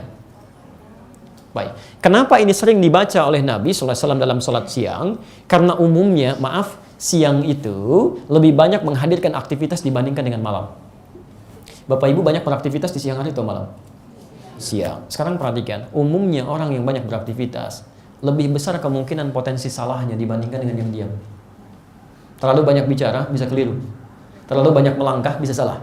Karena itulah, mohon izin, tadi antara zuhur mau ke asar, saya mau tanya, ada di antara kita yang tidak punya salah? Boleh angkat tangan? Yang sedikit? Tuh, saking banyaknya kita nggak bisa ngangkat kan? Berarti ada yang salah kan? Karena itulah ketika, kesalahannya sedikit atau banyak. Kalau sedikit, khata. Kalau banyak, khataya. Ya terakhir itu pengakuan. Lihat kalimatnya ya. Khata, ya. Kalau kalimatnya berhenti di sini, khataya, sampai sini, ini kesalahannya. Kalau pakai ya kecil, ya, ini pengakuannya. Saya melakukan kesalahan-kesalahan. Di seakan-akan ketika Anda katakan, Allahumma ba'id baini wa baina khataya kama ba'adta bainal masyriq wal maghrib. Ya Allah, hamba mengakui ya Allah, sebelum sholat ini banyak kesalahan yang hamba lakukan. Anda ingat-ingat kan? Hadirkan suasananya, kalau benar tuh bisa menangis kan? Mohon ya Allah, jauhkan sejauh-jauhnya antara saya dan kesalahan yang saya perbuat, seperti Engkau jauhkan antara timur dengan barat. Timur dengan barat pernah melihat bersatu? Tidak. Maksudnya apa? Saya nggak pengen lihat selama-lamanya ya Allah. Sampai di akhirat tolong jangan tampakkan lagi pada saya. Karena nanti ada orang-orang saat di akhirat, kebaikan ditampakkan, keburukan pun akan tampak. Jadi kalau Anda berbuat salah sekarang, tidak Anda istighfari, bisa Anda berbuat salah, sekarang ditebet gitu kan? Ya awas, hati-hati, Anda nggak istighfari, nanti di akhirat akan dibuka. Bukan cuma orang tebet, penduduk langit dan bumi mengetahui bahwa Anda pernah berbuat maksiat. فَمَنْ يَعْمَلْ مِثْقَالَ ذَرَّةٍ خَيْرًا يَرَهُ وَمَنْ يَعْمَلْ مِثْقَالَ ذَرَّةٍ شَرًّا يَرَهُ. Anda berbuat salah sedikit pun, Anda nggak tobat di situ, Allah akan buka.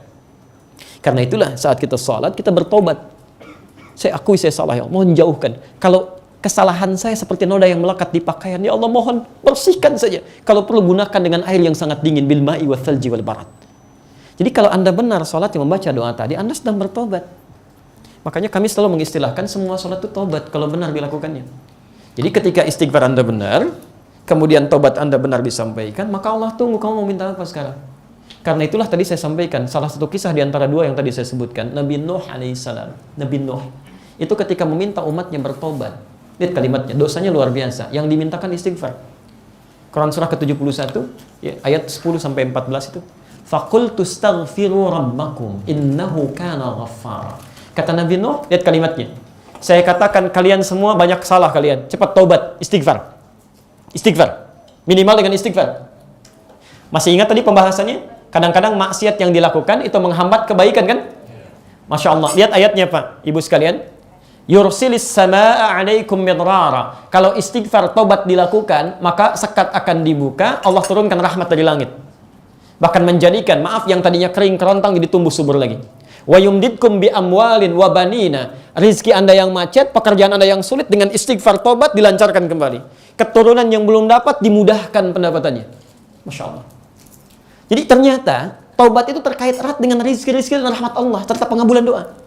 Syekh Hasan Al-Basri, ulama saleh luar biasa, satu kali ditanya oleh 3 orang, Syekh, saya punya persoalan. Ini kebun saya katanya kering, gak pernah tumbuh. Bagaimana solusinya? Kata beliau, akthir istighfar, perbanyak istighfar. Dia pulang. Orang kedua, Syekh, saya bekerja sulit nih. Ya, Masya Allah, sulit mendapatkan rizki. Kesana kemari gak dapat kan? Apa solusinya? Kata beliau, akthir istighfar, perbanyak istighfar. Yang ketiga, Syekh, saya sudah berumah tangga bertahun-tahun belum ada keturunan, bagaimana solusinya? Kata beliau, aktsir istighfar, perbanyak istighfar. Begitu ketiganya pulang, jamaah yang bingung. Syekh, 3 pertanyaan, thalatha ilah, ijabah sawiyah. Bagaimana 3 pertanyaan dijawab dengan jawaban yang sama? Kata beliau, ara'aita qawla rabbil alamin, apa Anda tidak memperhatikan firman Allah Subhanahu wa taala di surat Nuh tadi, surah 71 ayat ke-10 sampai dengan ayat ke-14 tadi? Ya, Masya Allah. Faqultu astaghfiru rabbakum innahu kana ghaffar. Maka perbanyak istighfar kepada Allah, Dia Maha Pengampun. Yursilis samaa 'alaikum midrara. Kalau ampunan sudah diberikan, dosa sudah dicabut, maka rahmat diturunkan dari langit. Wa yumdidkum bi amwalin wa banina. Dan harta diperluas, bahkan keturunan diberikan keberkahan oleh Allah Subhanahu wa taala. Nah, sampai sini. Kalau saran kami, perbaiki ibadah dengan baik, tobat dengan benar. Makanya Nabi sebelum tidur kan istighfar tuh. Coba kalau tidak percaya, nanti mau tidur malam, perbanyak istighfar. 70, 100 kali. Dampaknya ke hati enak, Pak. Nggak percaya silakan. Anda tidur aja seketika dengan tidur istighfar dulu, ya kan? Baca Quran, tidurnya enak, tenang, gitu, nyaman, gitu kan? Ada yang saking tenangnya nggak bangun lagi, gitu kan?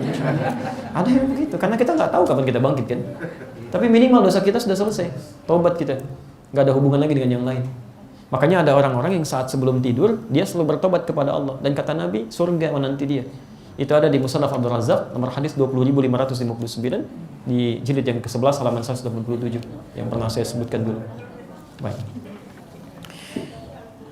Waalaikumsalam warahmatullahi wabarakatuh. Pak Ustadz, apa yang dimaksud dengan iblis, jin, syaitan? Adakah dalil tentang nikmat kubur dan siksa kubur? Mohon penjelasannya. Teman-teman sekalian, dalam kajian dulu pernah kami sampaikan hakikat manusia dalam Al-Quran, ya iblis, jin, dan syaitan. Baik, ketiganya ada kaitan, ada korelasi. Baik, iblis itu asalnya jin, kalangan jin yang menyimpang. Di mana diketahuinya? Di Quran surah ke-18 ayat ke-50, posisi paling kanan di pertengahan. Wa idh qulna lil malaikati isjudu li adama fasajadu illa iblis kana minal jinni fafasaqa an amri rabbih. Baik, ketika kami firmankan kalian semua malaikat kalangan jin sujud hormat pada Adam, semua sujud kecuali iblis. Siapa iblis itu? Kata Allah, kana minal jinni, dia termasuk kalangan jin, tapi bukan jin biasa. Fafasaqa an amri rabbih, jin yang menyimpang. Ya, penyimpangan dari tuntunan agama disebut dengan fasaq. Orangnya disebut dengan fasik. Ya, pernah dengar orang fasik? Fasik itu yang keluar dari ketentuan agama. Jelas ya? Tayyib, maka jin menyimpang ini disebut dengan iblis. Ya. Kenapa dia menyimpang? Karena ada perasaan sombong dalam dirinya. Quran surah ke-7 ayat ke-12. Ya, ma mana'aka alla tasjuda id amartuk. Kenapa kamu tidak mau sujud ketika saya perintahkan? Kata Allah, bukan sujudnya yang penting, tapi saya perintahkan. Saya ingin lihat kamu taat tidak pada saya. Ya. Di saat kita sholatnya, saat sholat kita tunaikan pun, Allah nggak butuh dengan sholat kita. Tidak butuh, semuka bumi tidak sholat, tidak akan menurunkan status Allah sebagai Tuhan. Yang butuh kita sebagai ujian ketaatan plus untuk mendapatkan rahmat dari Allah Subhanahu wa taala. Di balik salat ada kebutuhan yang kita mohonkan tadi. Nah, kenapa dia tidak mau salat? Diteruskan ayatnya. Tidak mau sujud kepada Adam. Ana khairum minhu. Saya lebih hebat dibandingkan dengan dia. Khalaqtani min narin wa khalaqtahu min tin. Engkau ciptakan saya dari api, dia dari tanah. Nah, Bapak Ibu sekalian, saat dalam keadaan tadi sifat sombong yang muncul. Sombong itu sifat baik atau buruk? Buruk. Baik, sesuatu yang melapisi kebaikan. Misal, ada sesuatu yang buruk menutup kebaikan. Itu dalam bahasa Arab disebut dengan balasa. Tapi kalau yang baik menutup yang kotor disebut dengan labisa. Lam, ba, sin. Makanya pakaian disebut dengan libas, karena di antara fungsi pakaian ini menutup aurat yang tampak dari diri kita. Ya, hal-hal yang tidak disukai. Jelas ya? Sebut dengan libas. Baik, sebaliknya yang kotor menutup yang baik disebut dengan balasa. Iblis kenapa dinamakan dengan iblis? Karena pada saat itu dia tertutup oleh sifat-sifat keburukan. Jadi kebaikannya ditutup oleh sifat buruk. Sifat sombong tadi. Ya. Baik, makhluk ini kemudian disebut dengan nama baru, namanya apa? Iblis. Sudah menggoda Adam belum? Belum menggoda. Dia baru menyimpang. Makanya ketika dia menyimpang, oleh Allah diklarifikasi, kenapa kamu begitu? Mudah bagi Allah untuk menyimpulkan, kamu sombong, kamu keluar dari sini. Tapi Allah kemudian, bertanya kepada iblis bukan karena tidak tahu, untuk menunjukkan jawaban kepada para malaikat dan jin pada saat itu, mendengar langsung dari lisan mereka. Supaya tidak ada hal untuk dielakkan. Enggak benar ya Allah, saya enggak begitu, gitu kan? Tapi ketika keluar dari lisannya, langsung diketahui. Baik, qala fahbit minha. Keluar kamu dari sini, keluar. Begitu keluar, Adam dan Hawa dimintakan tinggal di surga. Quran surah kedua Al-Baqarah ayat 35. Di situ iblis minta izin untuk menggoda. Saat menggoda Adam itulah namanya berubah menjadi setan. Quran surah kedua Al-Baqarah ayat 36. Posisi paling kiri di pertengahan. Fa'azallahuma syaitanu anha. Begitu mulai menggoda Adam, maka namanya disebut dengan setan. Jadi setan itu sifatnya, bukan makhluknya. Ya, dari kata syaitana yang menjauhkan. Awas, sesuatu yang menjauhkan dari kebaikan kepada Allah itu namanya syaitana, sifatnya syaitan. Jadi setiap sifat apapun bisa melekat kepada iblis yang tak nampak, jin, bisa melekat pada manusia. Di sama manusia pun ketika menjauhkan orang lain misalnya dari ketaatan kepada Allah, saat yang bersamaan dia sedang disifati dengan sifat setan. Karena itu ketika Anda memohon kepada Allah supaya dilindungi dari sifat setan, lihat kalimatnya. Ini paling dihafal oleh kita. Qul a'udzu birabbin nas, malikin nas, ilahin nas, min syarril waswasil alladzi yuwaswisu fi, ujung ayatnya, minal wan, siapa nas di situ? Manusia. Karena manusia pun bisa memiliki sifat-sifat yang menjauhkan orang lain dari ketaatan kepada Allah. Mau kemana kamu? Mau sholat. Sholat nomor 2. Nomor 1 kita makan dulu. Jika sifat itu sudah ada, itu tandanya ada sifat setan yang melekat pada diri. Jelas ya? Baik, Masya Allah. Bapak sedang mau tahajud. Tiba-tiba ada misalnya informasi di TV. Bolanya pertandingan sekarang. Masya Allah. Apa itu? Saya nggak hafal tuh. Barcelona ketemu Manchester City misalnya gitu kan. Masya, begitu Anda mau sholat, TV mengajak Anda nonton. Berarti TV saat itu sedang menjadi setan. Ibu mau tahajud, begitu mau tahajud, kata suaminya, "Mah, sini dulu, temani papa nih nonton." Masya Allah, sejak itu papa sedang menjadi, bukan saya yang bilang.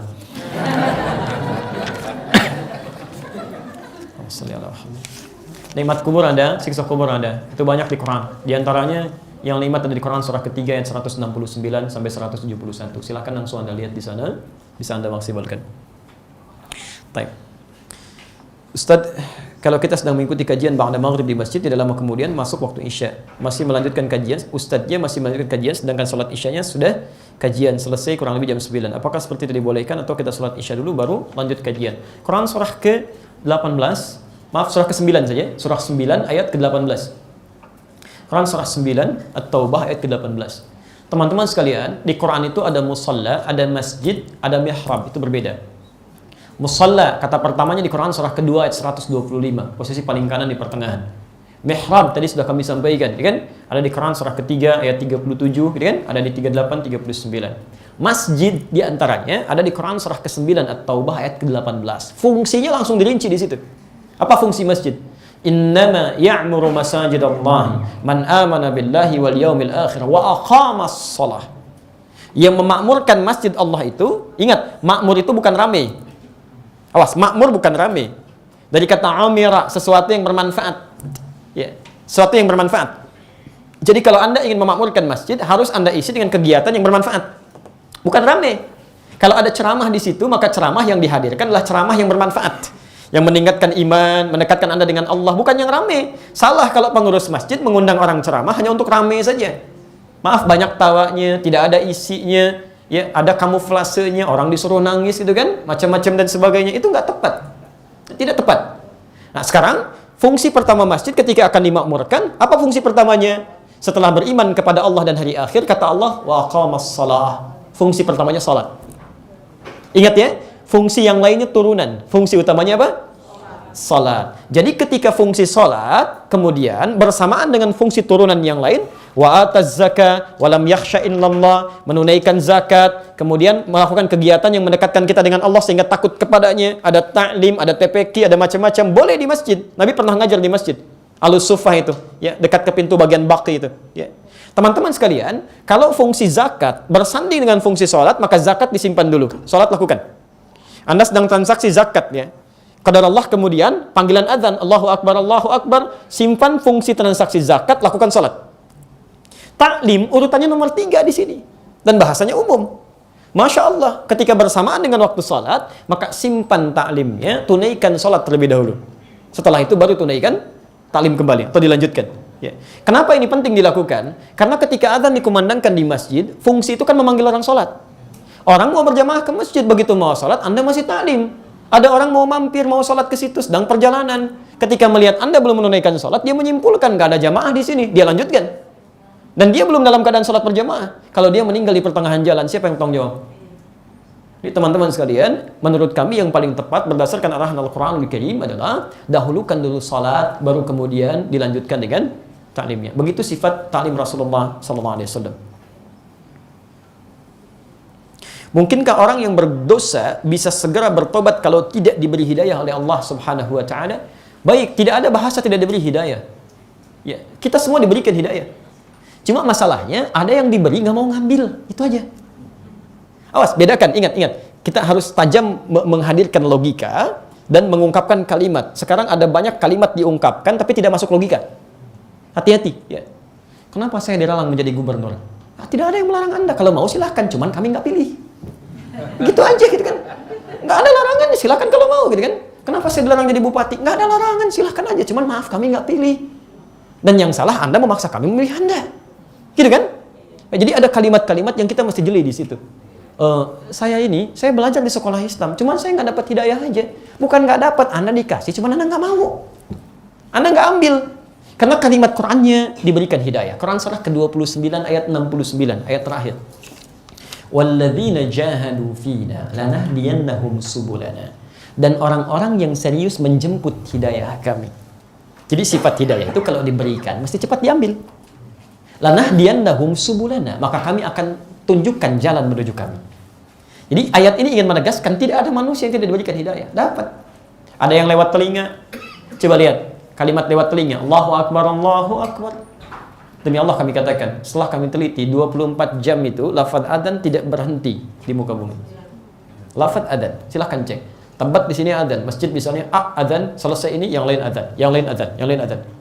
Kami saat di Mesir, itu Mesir selesai adzan, Libya adzan. Selesai Libya, Tunisia adzan. Tunisia selesai, Maroko adzan, Aljazair adzan. Nyebrang sedikit ke Italia, Spanyol, Prancis 24 jam tidak berhenti. Bukankah di situ diperdengarkan kalimat Allah? Apa artinya adzan? Adzan itu telinga bahasanya itu. Dari kata udhun, jamaknya adzan. Artinya lafaz ini dijamin oleh Allah diperdengarkan pada orang yang masih punya telinga, pendengaran.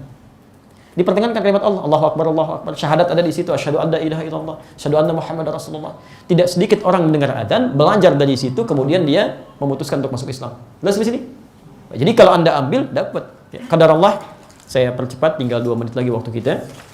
Teman-teman sekalian, dulu di Amerika ada 2 orang belajarnya kisah nyata. Mahasiswa, satu muslim, orang kita, satu lagi non-muslim. Qadar Allah yang muslim ini seringkali melihat tayangan-tayangan Islam. Channel One itu kan suka ada dari Masjidil Haram ya, dari Mekah. Salat Isya ketika sedang diputar. Si non-muslim datang ke situ. Si muslim ini hanya bertanya, menurut kamu berapa yang ada di sini katanya. Ya. Kata orang ini, mungkin puluhan ribu. Baik, pertanyaan kedua, lihat kalimatnya. Menurut kamu berapa waktu yang dibutuhkan untuk mengatur orang-orang yang ada di sini seketika untuk rapi? Kata non-muslim tadi, butuh berpekan-pekan. Kata orang ini, yang orang muslim tadi, saya akan tunjukkan kepada Anda, tidak sampai dalam hitungan menit mereka semua akan rapi. Non-muslim ini tidak percaya, buktikan. Silahkan perhatikan. Begitu Syekh Sudes mengatakan, maaf, iqamat dulu, ya Allahu Akbar, semua yang tawaf diam. Menghadap ke Ka'bah. Begitu mengatakan Syekh Sudes, istawu, istaqimu, ruputkan, luruskan, Masya Allah, semua tidak ada yang bergerak. Begitu bertakbir, semua bertakbir. Apa kata orang ini? Lihat kalimatnya. Tolong tunjukkan pada saya bagaimana caranya masuk Islam. Ini tidak mungkin diatur oleh manusia. Pasti ini dari satu yang bukan manusia. Agama ini bukan buatan manusia. Mustahil diatur oleh manusia. Mustahil kata orang ini. Nonton sholat Isya dapat hidayah. Ada orang sudah diberikan hidayah nggak mau sholat Isya. Masalah di sini. Jemput. Ya. Kami kira kita butuh persiapan untuk menunaikan sholat, untuk mempraktekkan materi kita. Ini tidak baik kalau kita lanjutkan dari waktu yang telah ditetapkan. Teman-teman sekalian, mohon izin untuk menyampaikan informasi. Insya Allah kami malam Jumat ada nanti live streaming dari Akhyar TV, akhyar.tv, langsung dari Bekasi. Waktunya ba'da maghrib sampai dengan ba'da isya. Nanti di situ bisa ada tanya jawab. Barangkali ini bisa kami bacakan nanti dalam live nanti. Ya, Anda bisa masuk ke Android-nya atau yang ada internet di situ ya. Baik. Yang kedua, ini ada buku yang kami terbitkan. Ini barangkali termasuk yang terbaik yang insya Allah pernah saya tuliskan. Maksud terbaik itu saya agak teliti menuliskannya. Ini tentang hadis-hadis yang bermasalah tapi dianggap sebagai hadis. Ya, makan saat lapar berhenti sebelum kenyang, pernah dengar? Baik, padahal itu hadis palsu gitu kan? Baik. Nggak usah pakai itu hadis palsu. Ada banyak hal di situ. Nah, kami cantumkan di sini, nanti kami informasikan kepada pengurus kalau sekiranya ingin didapatkan. Ya. Kami kira itu saja untuk hari ini. Subhanakallahumma bihamdika asyhadu an la ilaha illa anta astaghfiruka wa atubu ilaik. Wa akhiru da'wana alhamdulillahirabbil alamin. Assalamualaikum warahmatullahi wabarakatuh.